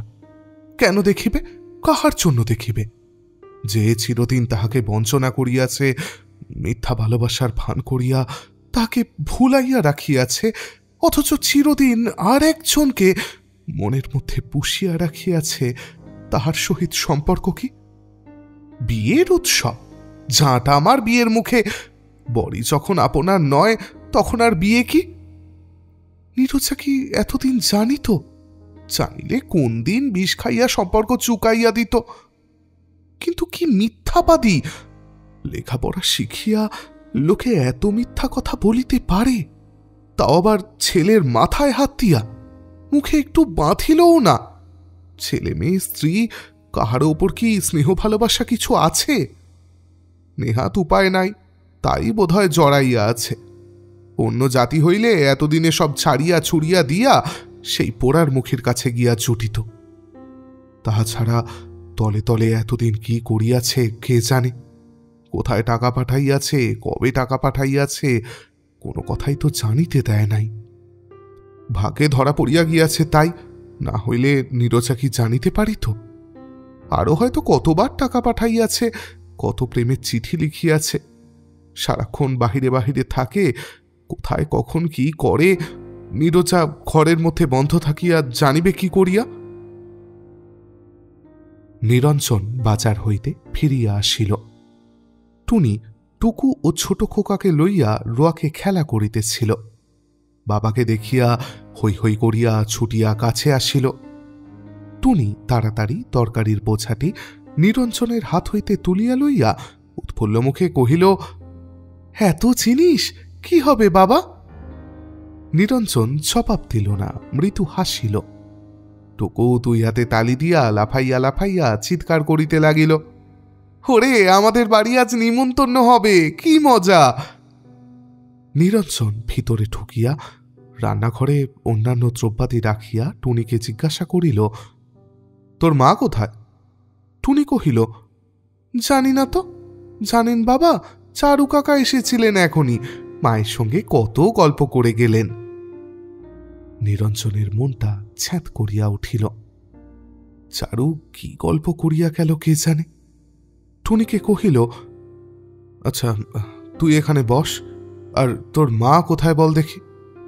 বলিয়া শয়নকক্ষে প্রবেশ করিয়া দেখিল নীরজা আপাদমস্তক চাদর মুড়ি দিয়া শুইয়া আছে। কাছে আসিয়া নিরঞ্জন কিছুক্ষণ চিন্তিত মুখে এক দৃষ্টে নীরজার দিকে তাকাইয়া রহিল। শারীরিক অসুস্থতা? 1 ঘণ্টা আগে তো বিন্দুমাত্র আভাসও ছিল না। তাছাড়া শরীর সত্য সত্য অসুস্থ হইলেও শয্যাশায়িনী হইবার মতো মেয়ে তো নীরজা নয়। তবে মানসিক দুর্ভোগ, কিন্তু তাহারও লক্ষণ তো আগে কিছু দেখা যায় নাই। চারু এমন কি কথা বলিয়া গেল যাহার ফলে নির্মল নীল আকাশে এক মুহূর্তে ঘনঘটা করিয়া মেঘ ঘনাইয়া আসিল? নিরঞ্জন মুখের কাপড় খুলিবার চেষ্টা করিতেই নীরজা তাহার হাতটি সজোরে ঠেলিয়া দিল। নিরঞ্জন ভয় ভয় কহিল, কি হল? নীরজা জবাব না দিয়া চাদরটা ভালো করিয়া টানিয়া কুটাইয়া শুইল। নিরঞ্জন সবিনয়ে নিবেদন করিল, যা যা বলেছিলে সব এনেছি, মায় ধূপকাঠি, সিঁদুর, তরল আলতাও। নীরজা গম্ভীর স্বরে কহিল, ফেলে দে ওকে। নিরঞ্জন অনুযোগের স্বরে বলিল, আহা, এতগুলো পয়সা খরচ হলো। এক মুহূর্তে চাদরটা ছুঁড়িয়া দিয়া নীরজা ধর্মর করিয়া উঠিয়া বসিয়া 2 জ্বলন্ত চোখের দৃষ্টি নিরঞ্জনের দিকে উদ্যত করিয়া তীক্ষ্ণ স্বরে কহিল, খুব যে পয়সার দরদ দেখছি, আর ওদিকে যে মুঠো মুঠো টাকা যাকে তাকে দান করে আসছো, তাতে কিছু হয় না না? নিরঞ্জন বিস্ময়ের সহিত কহিল, সে আবার কি? দান আবার কাকে করলাম?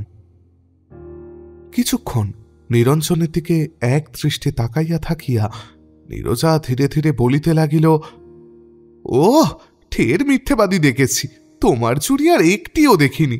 ছেলের মাথায় হাত দিয়েও তোমার মিথ্যে বলতে বাঁধে না, তুমি শুধু। নিরঞ্জন বাধা দিয়া নিরপরাধ সুলভ বিমূঢ়তার সঙ্গে জিজ্ঞাসা করিল, কি বলছো? ভালো করে বুঝিয়ে বলো দেখি, আমি কিছু বুঝতে পারছি না। নীরজার চোখ দুইটা আবার জ্বলিয়া উঠিল। কহিল, দেখো, ন্যাকামি করো না বলছি। কৌরমোহনকে টাকা তুমি পাঠাওনি? নিরঞ্জন কহিল, হ্যাঁ পাঠিয়েছিলাম তো। তবে কাল মিথ্যে বললে কেন?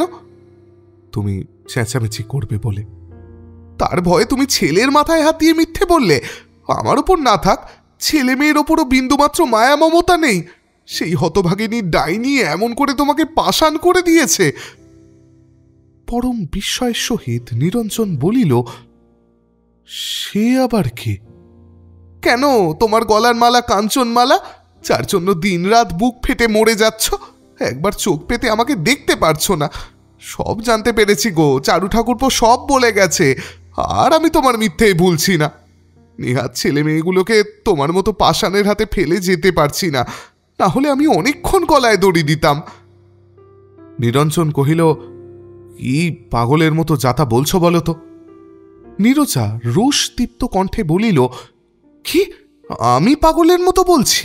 লজ্জা করে না তোমার?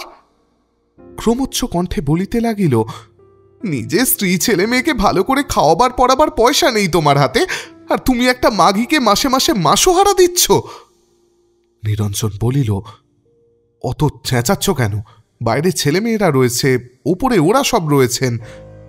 নীরজা রীতিমতো চেঁচাইয়া কহিল, বেশ করবো চেঁচাবো। তুমি একটা বেশ্যাকে নিয়ে বেলের লাগিরি করে বেড়াবে, আর আমি চুপ করে থাকবো? সবাইকে শোনাবো, আমি রাস্তার লোক ডেকে এনে আমি শোনাবো। নিরঞ্জন দরজা বন্ধ করিয়া দিয়ে আসিতেই নীরজা কহিল, দরজা বন্ধ করলে কেন? মারবে নাকি? নিরঞ্জন ক্ষুব্ধ কণ্ঠে কহিল, আমাকে কি মনে করেছ বলো দেখি? তোমাকে মারবো আমি? মেরেছি কোনোদিন? সান্ত্বনা দেবার চেষ্টা করিয়া কহিল, কেন মিথ্যে মন খারাপ করে সংসারে অশান্তি সৃষ্টি করছ?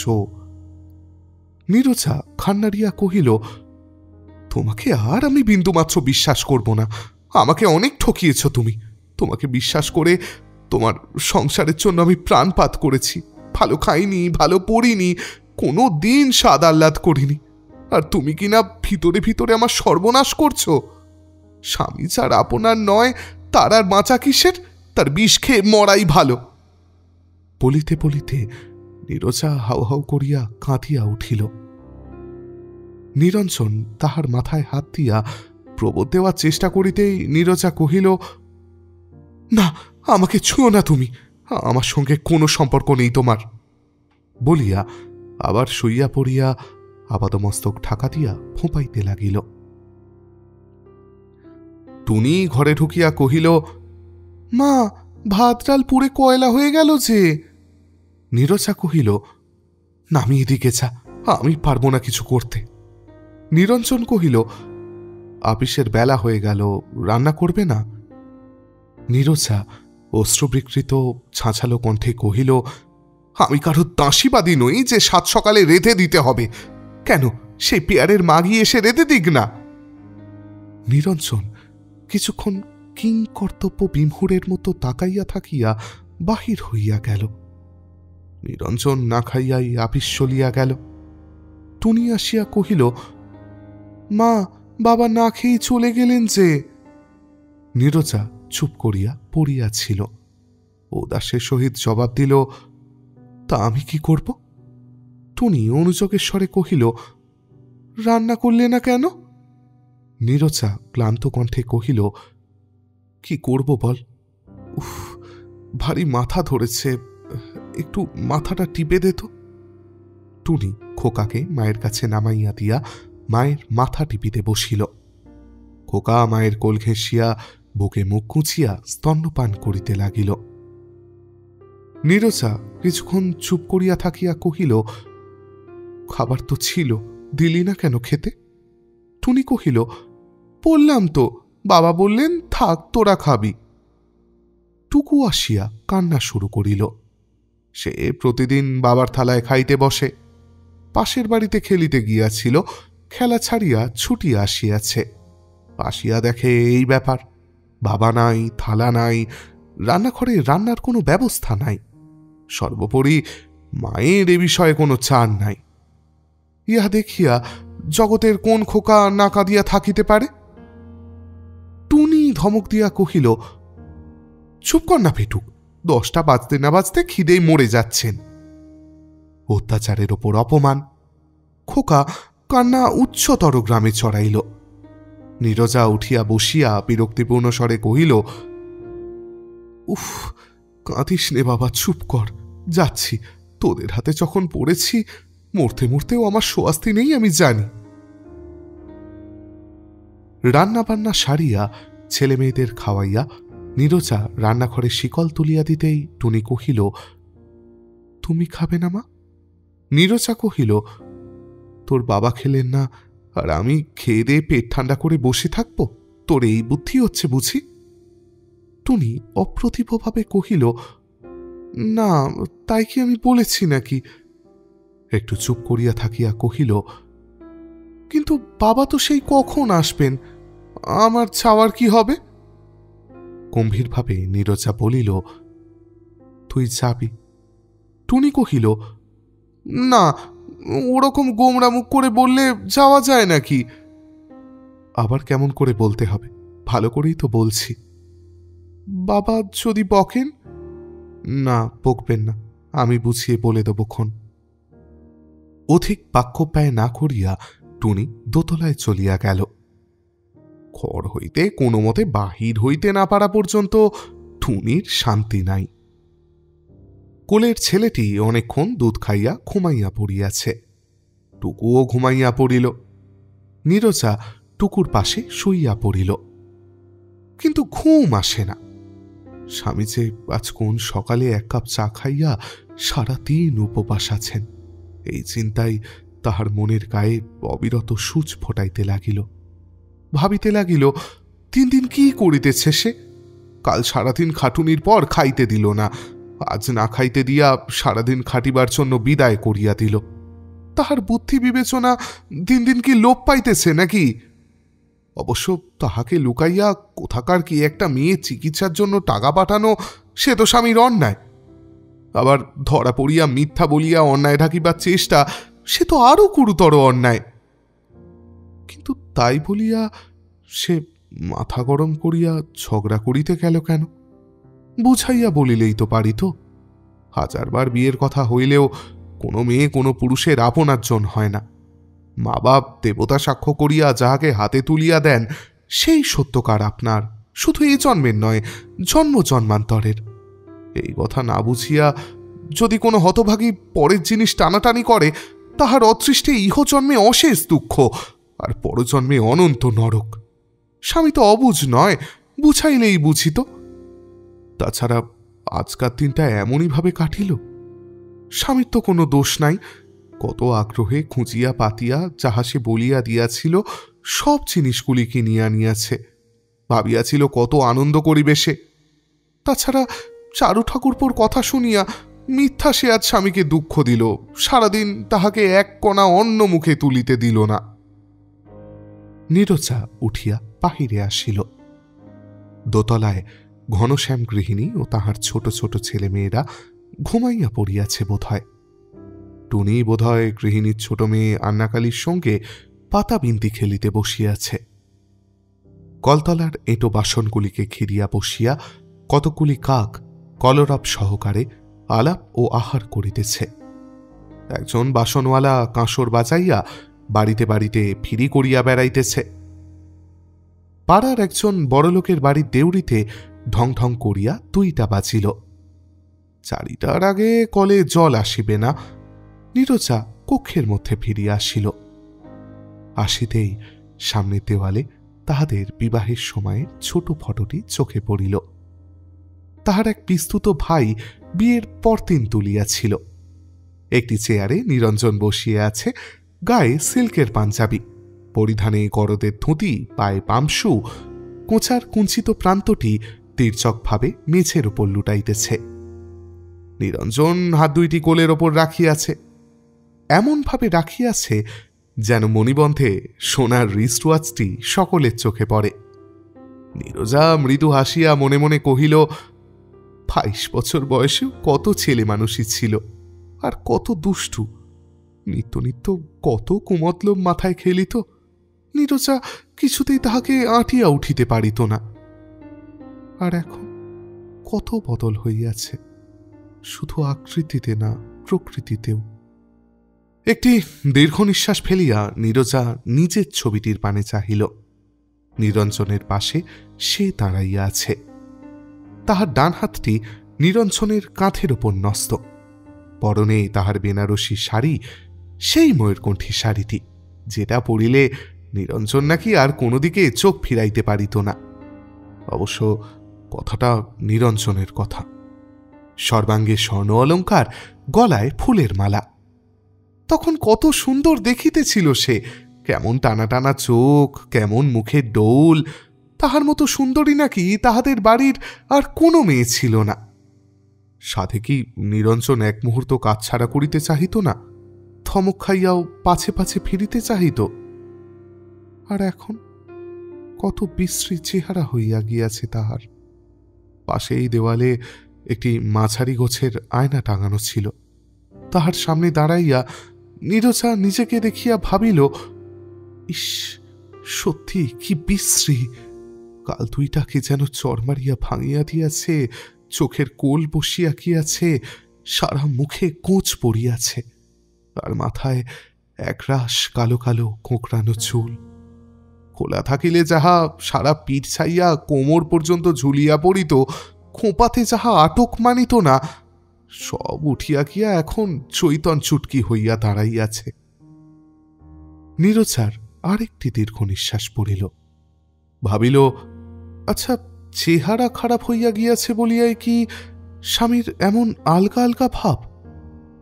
চোখ পাতিয়া চাহিয়া দেখে না, সারাক্ষণ বাহিরে বাহিরে থাকে, ঘরে ফিরিয়া কেবল ঘুমাইবার চেষ্টা। চোখ বুঝিয়া কি কাঞ্চনের কথা ভাবে নাকি? কে জানে। চারু ঠাকুরপো বলিয়াছে স্বামী একদিন কাঞ্চনকে ভালোবাসিত। পাড়াগাঁয়ের রূপসী মেয়ে কাঞ্চন হয়তো কোনোদিন নিরঞ্জনের মনে দাগ বসাইয়াছিল, কিন্তু তখন তো সে নীরজাকে দেখে নাই। তাহার চেয়েও কি কাঞ্চন রূপসী ছিল? কখনো না। কাঞ্চন যদি কোনোদিন দাগ বসাইয়া থাকে তো নীরজা তাহা ধুইয়া মুছিয়া সাফ করিয়া দিয়াছে। তাহা ছাড়া শুধু রূপ দেখিয়াই কি পুরুষ ভালোবাসে? হ্যাঁ, রূপে বাঁধা পড়ে, কিন্তু পোষ মানে গুণে। চারু ঠাকুরপো কাঞ্চনের গুণের ব্যাখ্যান করিতে করিতে গদগদ হইলেও সে গর্ব করিয়া বলিতে পারে, সে যেমন করিয়া স্বামীকে সকল দিক দিয়ে আগলাইয়া রাখিয়াছে, সংসারের আঁচটি পর্যন্ত গায়ে লাগিতে দেয় নাই, এমন খুব কম মেয়ে মানুষই পারে। নিরঞ্জন কি তাহা বোঝে না? খুব বোঝে, তাই কোনোদিন তাহার মন বিধিয়া একটা কথা বলে না, শত ধমকেও চুপ করিয়া থাকে। টাকা পাঠানো অন্যায় বুঝিয়াছে বলিয়াই তো সে মিথ্যা বলিয়া ঢাকা দিতে চেষ্টা করিয়াছে। তাহা ছাড়া কোনোদিন তো তাহার বিনা অনুমতিতে কোনো কাজও করে নাই। ভালো মানুষ পাইয়া লোকে তো কতবার ঠকাইতে চেষ্টা করিয়াছে, নীরজাই ঠকিতে দেয় নাই। এই তো সেবার নিরঞ্জনের এক বিধবা বোন মেয়ের বিবাহের জন্য টাকা আদায় করিতে আসিয়াছিল।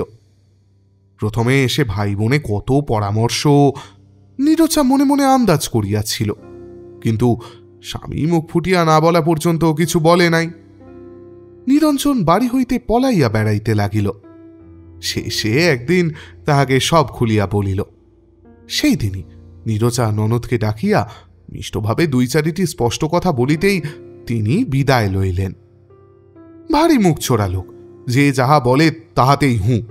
কাহারও দুঃখের কথা শুনিলে গলিয়া জল হইয়া যায়। আর সেবার এক বন্যার উপলক্ষে সভায় গিয়া বক্তৃতা শুনিয়া নিজে সোনার আংটিটি দিয়া আসিল। ওর মন হয়তো কাঞ্চনের রোগের কথা, নিজের দুঃখ কষ্টের কথা বিনাইয়া বিনাইয়া চিঠি লিখিয়াছে, তাই হয়তো কোথাও ধার করিয়া টাকা পাঠাইয়াছে। কাঞ্চনের স্বামী বলিয়া নয়, যে কেহ এমনই করিয়া লিখিত তাহাকেই পাঠাইত। 3টা বাজিয়া গেল। নীরজা রান্নাঘরে গিয়া উনানে আঁচ দিয়া তরকারি কুটিতে বসিল। সন্ধ্যার আগেই রান্নাবান্না সব শেষ করিতে হইবে। নিরঞ্জন 5টার পর আসিবে। সে তাহার আগেই ময়দা মাখিয়া রাখিবে এবং আসিলেই লুচি ভাজিয়া 2-1টা তরকারি যাহা তৈয়ারি হইয়া উঠিবে তাহাই দিয়া খাইতে দিবে। অবশ্য এত সহজে স্বামীর রাগ ভাঙিবে না। আসিয়াই জামাকাপড় ছাড়িয়া বিধিমতো শুইয়া পড়িবে। আদর করিয়া আবদার করিয়া খাতু খুতু দিয়া দরকার হইলে পায়ে ধরিয়া মান ভাঙিতে হইবে। যদি তাহাতেও না ভাঙে, নীরজা কাঁদো কাঁদো হইয়া বলিবে, আমি মেয়ে মানুষ, তার উপরে ছেলে মানুষ। এখন অবশ্য আর ছেলে মানুষ নয়, বয়স 30 পার হইতে চলিয়াছে, তবু নিরঞ্জনের তুলনায় তো বটে। আমার কি বা বুদ্ধি, তাই বলিয়া তুমিও কি অবুঝ হইবে? তারপর ধরা গলায় বলিবে, তুমি কি একাই উপবাসী আছো? আমি যে এক ফোঁটা জল পর্যন্ত মুখে দিই নাই। তারপর চোখে অঞ্চল দিয়া বলিবে, আসিবে না তো বেশ, বলিয়া ফিরিয়া চলিয়া আসিবার উপক্রম করিলেই নিরঞ্জন শুধু উঠিয়া আসিবে না, উল্টা আদর করিয়া তাহারই অভিমান ভাঙিবে। হয়তো খাবার সময়ে নিজেরই সঙ্গে তাহাকে টানিয়া বসাইবার চেষ্টা করিবে। স্বামীর এইসব বিষয়ে কাণ্ডজ্ঞান কম কিনা ভাবে, ছেলেমেয়েরা এখনো তেমনই ছোট ছোট আছে। এদিকে টুনি যে কত বড় হইয়াছে, সব বুঝিতে শিখিয়াছে, তাহা মনে থাকে না। অবশ্য একটু ইঙ্গিত করিলেই বোঝে। টুনি আসিয়া রান্নাঘরের দরজায় দাঁড়াইয়া কহিল, মা, কিছু খেলে? গম্ভীর মুখে নীরজা কহিল, বলিস কি, এত সকাল সকাল জিজ্ঞেস করছিস? টুনি লজ্জিতভাবে বলিল, বারে, তখনই তো বললাম খাও, তুমিও তো বললে বাবা না খেলে কিছু খাবো না। তারপর রান্নাঘরে ঢুকিয়া মায়ের সামনে বসিয়া কহিল, বাবা কখন আসবেন মা? নীরজা পূর্ববৎ জবাব দিল, রোজ যখন আসেন তখনই আসবেন। রাগ করে কিছু খাননি বলে তো সাহেব আর তাড়াতাড়ি ছাড়বেন না। কাছেই একটা ঝুনা নারকেল পড়িয়াছিল। টুনি আবদারের সুরে কহিল, মা, নারকেলটা ভাঙব? ভাঙ, আমি জলটা খাবো কিন্তু। সবটা খাসনি, টুকুও ভালোবাসে, ওর জন্য একটু রাখিস। টুনির নারিকেল ভাঙিবার উৎসাহ বোধহয় কমিয়া গেল। নারিকেলটা পাশে ঠেলিয়া দিয়া কহিল, জ্যাঠাইমারা খেয়ে দিয়ে যাবেন, ফিরতে রাত হবে কিনা? নীরজা কহিল, বেশ তো, তুইও খেয়ে যাবি। বাবা যদি তার আগে না ফেরেন? এবার নীরজা মুখ তুলিয়া কহিল, বাবার সঙ্গে তোর কি? টুনি চোখ মুখ ঘুরাইয়া কহিল, বারে, বাবা যদি ভাবেন আমি সারাদিন না খেয়ে রইলাম আর আমার মেয়ে নাচতে নাচতে থিয়েটার দেখতে চলে গেলেন। টুনির ভাবভঙ্গি দেখিয়া নীরজার হাসি পাইল। হাসি চাপিয়া গম্ভীর মুখে কহিল, তাহলে যাসনি, গালে হাত দিয়ে বসে থাক। টুনি সভয়ে কহিল, বারে, তুমি এই যে বললে যাবি। মৃদু হাসিয়া নীরজা বলিল, এখনো তো তাই বলছি।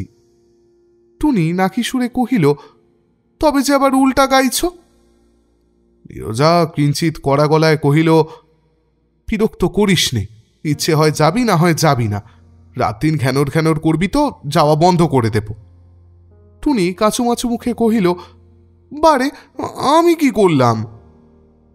কোলের ছেলেটির কান্না শোনা গেল। নীরজা কহিল, যা দেখি, খোকা উঠেছে, আস্তে আস্তে ঘুম পাড়িয়ে দিকে যা, না হলে টুকু উঠে পড়ে তো খাই খাই করে কোনো কাজই করতে দেবে না। টুনি মায়ের কাছ হইতে সরিয়া পড়িবার একটা সুযোগ পাইয়া বাঁচিয়া গেল। 5:30 বাজিয়া গেল। নীরজা সব তরকারি রান্না করিয়া ফেলিয়াছে, ময়দা মাখিয়া রাখিয়াছে, নিরঞ্জন আসিলেই গরম গরম ভাজিয়া দিবে। এখন বসিয়া বসিয়া ঘি ভাতের জন্য চাউল বাছিতেছে। যেমন তেমন করিয়া তাড়াতাড়ি তৈয়ারি করিয়া দিতে হইবে, কারণ টুনিকে খাওয়াইয়া বিদায় করিতে হইবে। টুকু ইতিমধ্যে উঠিয়া আসিয়া তরকারি চাকিতে শুরু করিয়া দিয়াছে। টুনি ছোট খোকাকে লইয়া দোতলায় জ্যাঠাইমাদের থিয়েটারে যাওয়ার কত দেরি খবর লইতে গিয়াছে। নীরজা টুকুকে কৃত্রিম ধমকের সহিত কহিল, কেবল নিজের পেটের চিন্তা, বাবা মা যে সারাদিন কিছু খায়নি তার জন্য কোনো চিন্তা নেই। টুকু লজ্জিত মুখে মুখ নিচু করিল। নীরজা স্মিত মুখে তাহার দিকে কিছুক্ষণ তাকাইয়া থাকিয়া কহিল, তা মুখ নামিয়ে বসে থেকে কি করবি? বাবা আসছেন কিনা দেখগে যা, রোয়াক থেকে নামিস নে কিন্তু, আর বাবা এলে একবারে ধরে নিয়ে আসবি। টুকু খান নাড়িয়া চলিয়া গেল। 6টা বাজিয়া গেল। গৃহকর্তা আপিস হইতে ফিরিলেন এবং যথারীতি গলা খাঁকারি দিয়া গৃহে প্রবেশ করিলেন। নীরজা শুনতে পাইল টুকু প্রশ্ন করিতেছে, জ্যাঠামশাই, বাবা এলেন না কেন? জ্যাঠামশাই জবাব দিলেন, কি করে জানবো জ্যাঠামশাই, বোধহয় কাজের ভিড়। টুকু কহিল, ভিড় ভিড় থাকলে বুঝি আসতে নেই?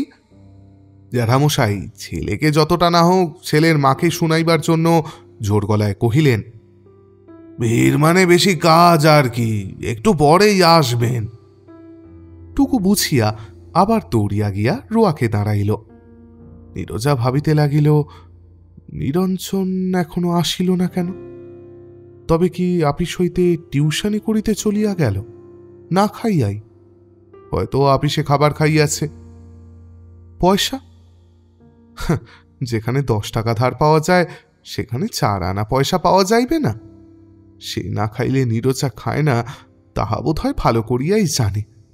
তবু চলিয়া গেল। আগে কখনো তো এমন করে নাই। কেমন যেন দিন দিন হইয়া যাইতেছে। সত্যকার মায়া মমতা কিছুই নাই, যতটুকু করে দেখাইয়া করে। যৌবন গেলে সব মেয়েরই অতৃষ্টে এমনই ঘটে। ঘটিলেও সে কিন্তু বেশি দিন সহ্য করিবে না। বাটিতে করে বিষ লইয়া স্বামীর হাতে দিয়া বলিবে, হয় যেমন ছিলে তেমনই হও, না হইলে আমার মুখে ঢালিয়া দাও, আমি মরিলে আমার দাম বুঝিবে। যে আসিবে সে যত রূপবতী গুণবতীই হোক, আমার মতো করে তোমাকে ভালোবাসিবে না, তোমার সংসার দেখিবে না, তোমার ছেলে মেয়েদের মানুষ করিবে না। ছেলে মেয়ে স্বামী সংসার ছাড়িয়া নিজের মরণের চিন্তা করিতেই নীরজার চোখে জল আসিয়া পড়িল। চোখ মুছিয়া মনে মনে কহিল, এমনই পোড়া মেয়ে মানুষের মন, যত কষ্টই হোক, যত হেনস্থাই হোক, কিছুতেই ছাড়িয়া যাইতে ইচ্ছে করে না। স্বামীরা বোধ হয় মেয়েদের মন বুঝিতে পারে না, তাই এমন ব্যবহার করে।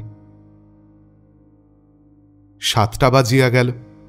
নীরজা সমস্ত কাজ সারিয়া গা ধুইয়া চওড়া লালপার তসরের শাড়িটি পরিয়া সন্ধ্যা প্রদীপ জ্বালিল এবং উঠানের এক পাশে বাঁধানো মঞ্চের অভাবে ভাঙা বালতিতে অধিষ্ঠিত তুলসী গাছটির সামনে প্রদীপটি রাখিয়া গলায় অঞ্চল দিয়া ভক্তি ভরে ভূমিষ্ঠ হইয়া প্রণাম করিয়া স্বামীর ও ছেলে মেয়েদের কুশল প্রার্থনা করিল।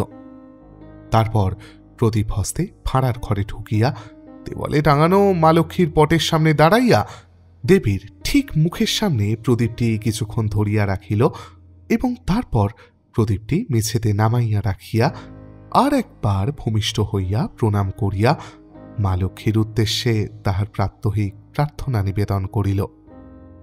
মা, সকলকে ভালো রাখো, মুখ তুলিয়া চাও মা, মাহিনা বাড়াইয়া দাও, টুনির জন্য একটা ভালো বর হাতের কাছে ঠিক করিয়া রাখো, যেন বেশি ছুটোছুটি করিতে না হয়, ইত্যাদি ইত্যাদি। টুনি আসিয়া ডাক দিল, মা। নীরজা উঠিয়া দাঁড়াইয়া কহিল, কি সময় হয়ে গেছে বুঝি? টুনি কহিল, কিন্তু বাবা যে এখনো এলেন না। বোধ হয় একেবারে পড়িয়ে আসবেন, চল তুই খেয়ে নিবি চল। টুনি খাইয়া দাইয়া সাজিয়া গুছিয়া থিয়েটার দেখিতে চলিয়া গেল। যাইবার আগে খুঁতখুত করিবার ভান করিয়া কহিল, না গেলেই হতো মা, বাবা এসে কি বলবেন? নীরজা সস্নেহে কহিল, কিছুই বলবেন না, তুই যা তো, আমি বুঝিয়ে বলবো খন। 8টা বাজিয়া গেল। নীরজা খাদ্যদ্রব্যাদি ভালো করিয়া গুছাইয়া রাখিয়া যাহাতে ঠান্ডা না হইয়া যায় তাহার ব্যবস্থা করিল। তারপর রান্নাঘরে শিকল তুলিয়া দিয়া শয়নকক্ষে ঢুকিল। কোলের খোকাটি অনেকক্ষণ ঘুমাইয়া পড়িয়াছে। টুকু দিদির সঙ্গেই নৈশ ভোজন সারিয়া লইয়াছিল। কিছুক্ষণ নাবল তাবল বকিয়া বাবা আসিলে তাহাকে জাগাইয়া দিবার জন্য মাকে পুনঃ পুনঃ অনুরোধ করিয়া সেও ঘুমাইয়া পড়িল। নীরজা কক্ষ হইতে বাহির হইয়া বারান্দায় আসিয়া দাঁড়াইল। সমস্ত বাড়িটা বড় বাড়ির মতো খাঁ খাঁ করিতেছে। হিসাবী বাড়িওয়ালা গৃহিণী দোতলায় একটা লণ্ঠন পর্যন্ত জ্বালিয়া রাখিয়া যান নাই। অন্ধকার ঘরগুলোর দিকে তাকাইয়া নীরজার কেমন যেন ভয় করিতে লাগিল। মনে হইল, যাহারা একদিন এই গৃহে বাস করিত, মৃত্যু যাহাদিগকে গৃহচ্যুত করিয়া শূন্যাশ্রয়ী করিয়াছে, জীবিতদের অনুপস্থিতিতে তাহারা হয়তো সব আসিয়া জড়ো হইয়াছে। নীরজা ঘরে ঢুকিয়া দরজা ভেজাইয়া দিল। পাশের বাড়িতে এই সময় অন্যদিন ছেলেমেয়েরা পড়াশোনা করে, গৃহিণী ঝি ও চাকরদের তারস্বরে বারংবার আদেশ উপদেশ দেন, কিন্তু আজ কাহারও সাড়া নাই। উহারাও সপরিবারে থিয়েটার দেখিতে গেছে বোধ হয়। টুকুর একটি হাত ছোট খোকার মুখের ওপর পড়িয়াছিল। নীরজা হাতটি সরাইয়া দিয়া টুকুকে পাশ ফিরাইয়া শোয়াইয়া দিল। খোকাকে একটু নাড়াচাড়া করিল। খোকা কাঁদিয়া উঠিলে নীরজা আশ্বস্ত করিল। আজ নীরজার গা ছমছম করিতেছে কেন কে জানে, এমন তো হয় না কোনোদিন। নিরঞ্জনের চেয়েও নীরজা সাহসী। কতদিন একলা এ ঘরে কাটাইয়াছে, আজই তো প্রথম নয়। সারাদিন খায় নাই বলিয়াই বোধ হয় এমন হইতেছে। হঠাৎ মনে পড়িল নিরঞ্জন সাজিতে বলিয়াছিল, ঠিক বিয়ের কনেটির মতো। নীরজা উঠিয়া আয়নার সামনে দাঁড়াইয়া চিরুনি দিয়া চুল আঁচড়াইয়া, তারপর পরিপাটি করিয়া কবরী রচনা করিয়া সীমন্তে সিঁদুর দিল। সদ্যকৃত তরল আলতা দিয়া পায়ের পাতা দুইটি রাঙাইল। কপালে কাঁচ করার সোনালি টিপ পড়িল। ট্রাঙ্ক খুলিয়া বিয়ের শাড়ি ও জামা বাহির করিয়া গুছাইয়া পড়িল।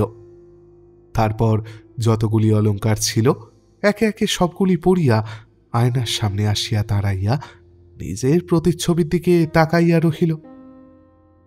সারাদিনের উপবাসে মুখখানি শুকাইয়া গিয়াছে, চোখের কোলেও কালি পড়িয়াছে, তবু দেখিতে তো মন্দ লাগিতেছে না। একটু মুচকি হাসিয়া চোখ দুইটি ঢুলু ঢুলু করিয়া নীরজা ভাবিল, কই একেবারে বিস্মৃত নয়। অবশ্য যৌবনের সেই গনগনে আগুনের মতো চোখ ঝলসানো রূপ আর নাই। এত অত্যাচারে অবহেলায় স্বয়ং উর্বশী তিলোত্তমারও থাকিত না। তবু এখনো সেই রূপের ক্ষীণ আভা নিশান্তের আকাশের ম্লান জ্যোৎস্নার মতো তাহার সর্বাঙ্গে লাগিয়া আছে।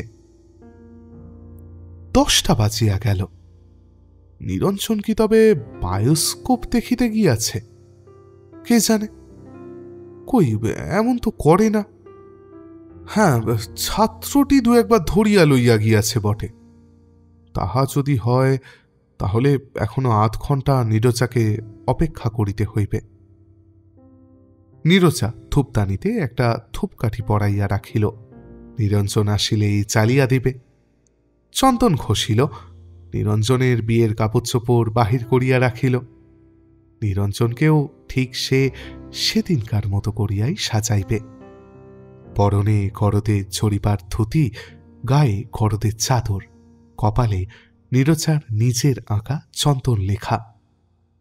তারপর নিরঞ্জন যদি বুদ্ধি করিয়া মালা কিনিয়া আনে, তাহা হইলেই এই নিস্তব্ধ নিশীথে ধূপধুনা সুরভিত আলো আলো আধুছায়া কক্ষে তাহারা আবার নূতন করিয়া মালা বদল করিবে। মাদুর পাতিয়া আলগাভাবে বসিয়া নীরজা নিরঞ্জনের প্রতীক্ষা করিতে লাগিল। আপিসে পৌঁছতেই আপিসের দারোয়ান নিরঞ্জনকে একখানি পোস্টকার্ডে লেখা চিঠি দিল। তাড়াতাড়ি চিঠির ঠিকানা ও প্রেরকের নাম দেখিয়া নিরঞ্জন চিঠিটি পকেটে রাখিয়া দিল। গৌরমোহনের চিঠি। টাকার প্রাপ্তির সংবাদ দিয়াছে। হয়তো কাঞ্চন সম্বন্ধে 2-4টি খবরও দিয়াছে, কিন্তু আপিসে বসবার সময় উত্তীর্ণ প্রায়। কাজেই চিঠিটি সম্প্রতি পকেটস্থ করাই যুক্তিসঙ্গত। কাজের ভিড়টা কাটিলে অবসর মতো পড়িলেই হইবে।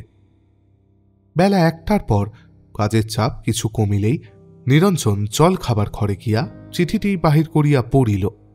গৌরমোহন লিখিয়াছে, নিরঞ্জনের প্রেরিত টাকা যথা সময়ে নির্বিঘ্নে পৌঁছিয়াছে, কিন্তু যাহার জন্য টাকা সে গতকল্য নারায়ণ ব্রহ্মনাম স্মরণ করিতে করিতে গঙ্গালাভ করিয়াছে।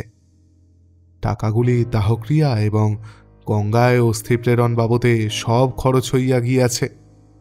শ্রাদ্ধাদি ক্রিয়া যে কিরূপে সম্পন্ন হইবে তাহা ভাগ্যহীন গৌরমোহন কিছুই স্থির করিতে পারিতেছে না, কারণ অর্থাভাব।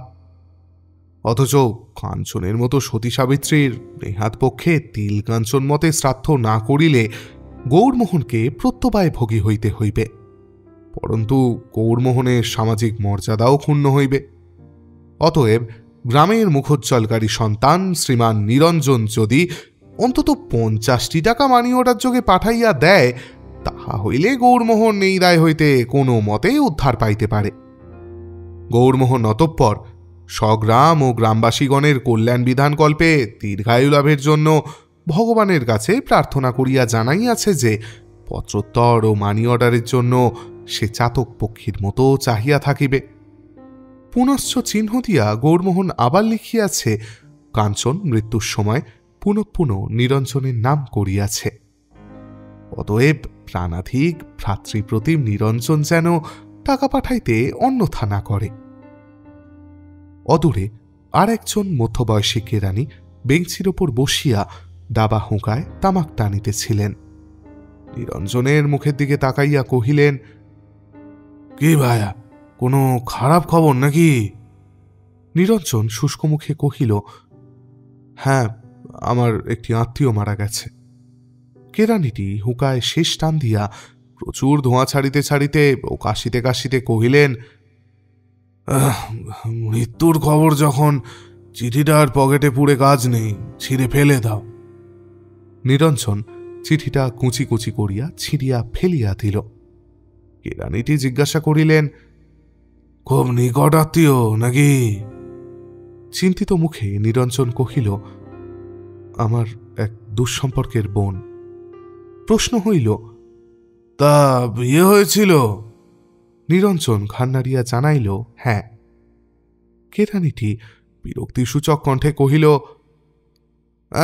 ওই তো অন্যায়, মরবি তো বিয়ের আগেই মর না বাপু, সেই সব ধকল সইয়ে খরচপত্র করিয়ে তারপরে মরা। বলিয়া তাহার এক ভ্রাতুষ্পুত্রের পেয়াক্কেলে মৃত্যুর বিবরণ দিলেন। নিরঞ্জন কোনো কিছু জবাব না দিয়া খালি মৃদু হাসিল। আপিসে কাজ করিতে করিতে নিরঞ্জন কাঞ্চনের কথা ভাবিতে লাগিল। পৃথিবীতে সে শুধু কষ্ট সহিবার জন্যই আসিয়াছিল। বাবা অল্প বয়সে মারা গিয়াছিল, মামার বাড়িতে মামিদের লাঞ্ছনা গঞ্চনা সহিয়া বড় হইল। তারপর এমন লোকের হাতে পড়িল যাহার কাছে স্নেহ ভালোবাসা সুখ শান্তি দূরে থাক, ভদ্র জীবনযাত্রা পর্যন্ত পাইল না, পরিবর্তে পাইল প্রচুর নির্যাতন। অথচ নিরঞ্জনের সঙ্গেই তো তাহার বিবাহের কথাবার্তা হইয়াছিল। নিরঞ্জন কাঞ্চনের মাকেও কথা দিয়াছিল, নিজের মায়েরও অমত ছিল না। শুধু বাবা টাকার লোভ ছাড়িতে পারিলেন না বলিয়াই তাহাদের বিবাহ হইল না। তাহার অসচ্ছল সংসারে নীরজা কত খুঁত খুঁত করে, ভাবে বড়লোকের মেয়ে সে, তাহার বাবা কম টাকা খরচ তো করেন নাই, একটু ভালো করিয়া খোঁজখবর করিলে হয়তো কত ভালো লোকের হাতে পড়িত। আশাভঙ্গজনিত অসন্তোষের জন্যই বোধ হয় নীরজা দিনরাত কথায় কথায় কলহ করে, অশান্তির সৃষ্টি করে। অথচ কাঞ্চন তাহার সংসারে আসিতে পারিলে হয়তো কৃতার্থ হইয়া যাইত। পাড়াগাঁয়ের গরিব মেয়েরা কত অল্প আয়ে কুলাইয়া গোছাইয়া সংসার করে, কাঞ্চন হয়তো তাহাই করিত। সংসারে সাচ্ছল্য না থাকিলেও স্বাচ্ছন্দ্যের অভাব হইত না। আপিসের কাজ শেষ হইতে 5টা বাজিয়া গেল। সারাদিন না খাইয়া নিরঞ্জনের মাথাটা ছিমছিম করিতেছে, পেটের ভিতর যেন জ্বালা করিতেছে। জলখাবার ঘরে ঢুকিয়া সে মাথাটা ধুইয়া ঠকঠক করিয়া কতকটা জল গিলিয়া লইল। তারপর বাহিরে আসিয়া একজন আলাপি পানওয়ালার কাছে ধারে 1 পয়সার পান খাইল। উদর ও মস্তক কিঞ্চিত সুস্থ হইতেই আবার কাঞ্চনের কথা মনে পড়িল। বেচারা কাঞ্চন, পূজার ছুটিতে বাড়ি গেলে গৌরমোহন তাহাকে কাঞ্চনদের বাড়ি ধরিয়া লইয়া গিয়াছিল। কি বিশ্রী চেহারা হইয়া গিয়াছিল তাহার!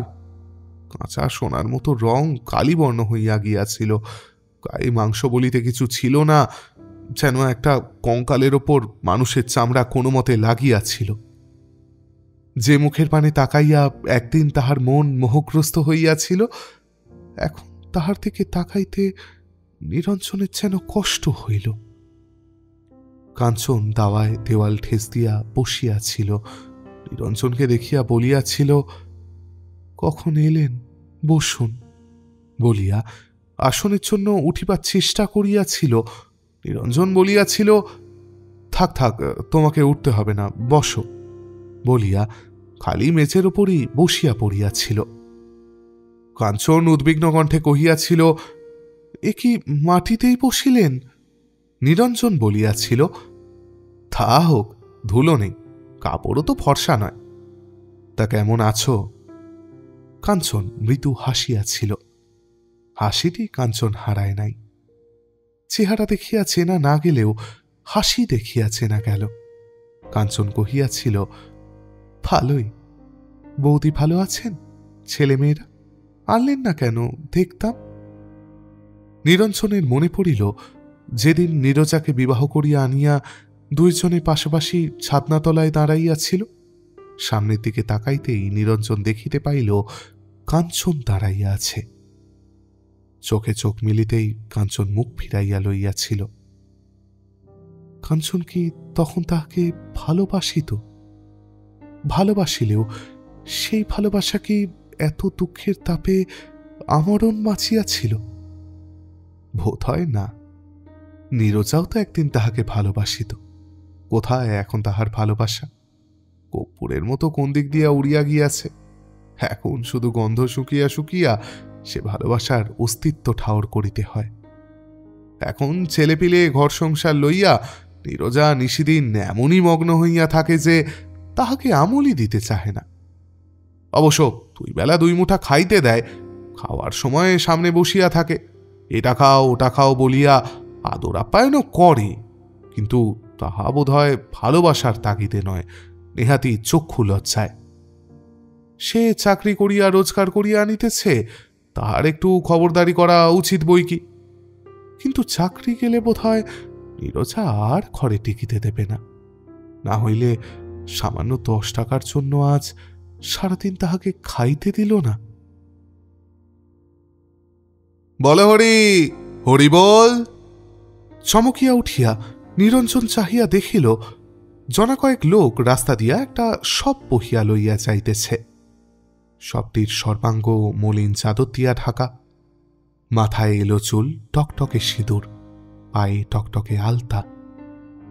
মেয়ে মানুষ, কাহারও স্ত্রী নিশ্চয়। কাঞ্চনের মতো কোনো অভাগী হয়তো দুর্দান্ত স্বামীর কবল হইতে মুক্তি পাইয়া বাঁচিয়াছে, কিংবা হয়তো কোনো ভাগ্যবতী স্নেহময় স্বামীর আনন্দোজ্জ্বল সংসারকে আধার করিয়া যাইতেছে।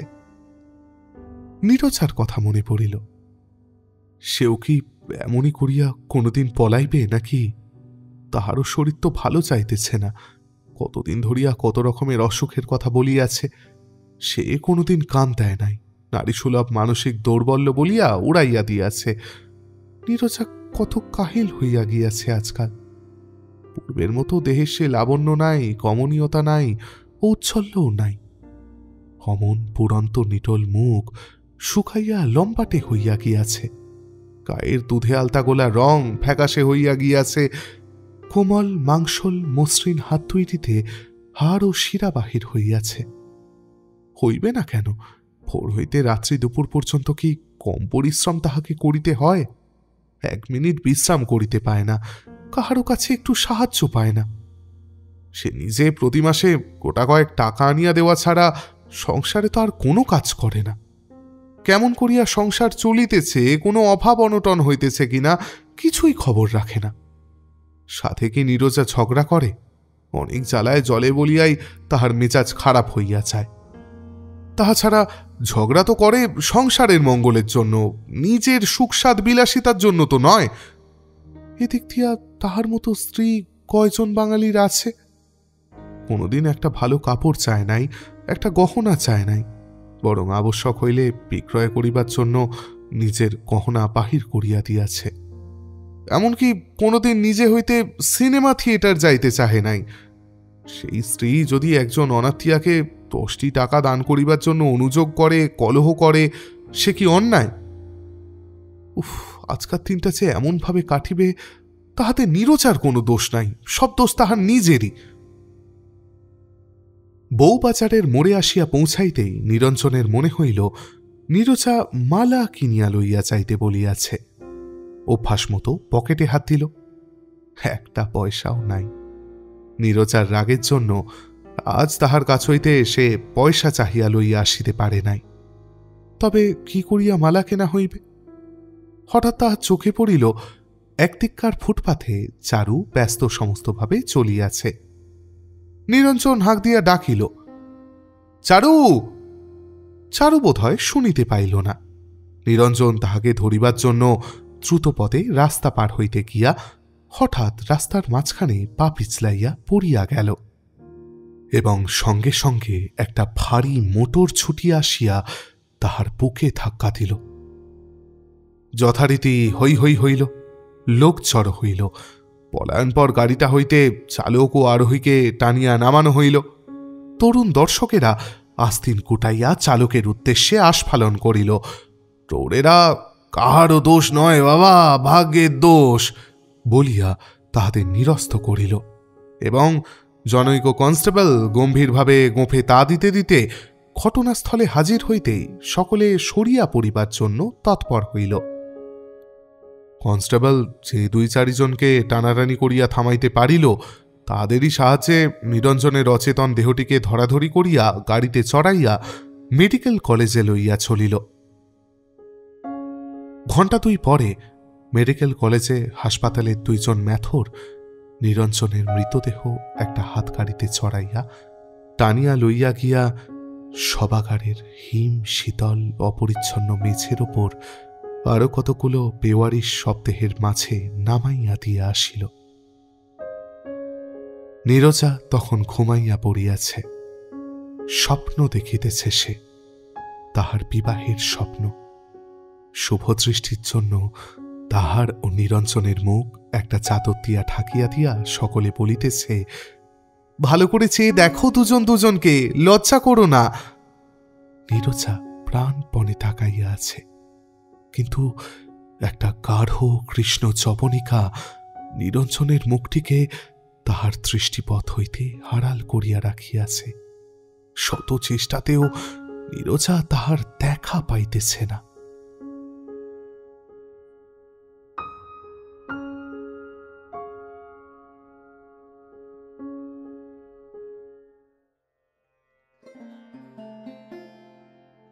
ব্যাস, আমাদের আজকের গল্প এখানেই শেষ।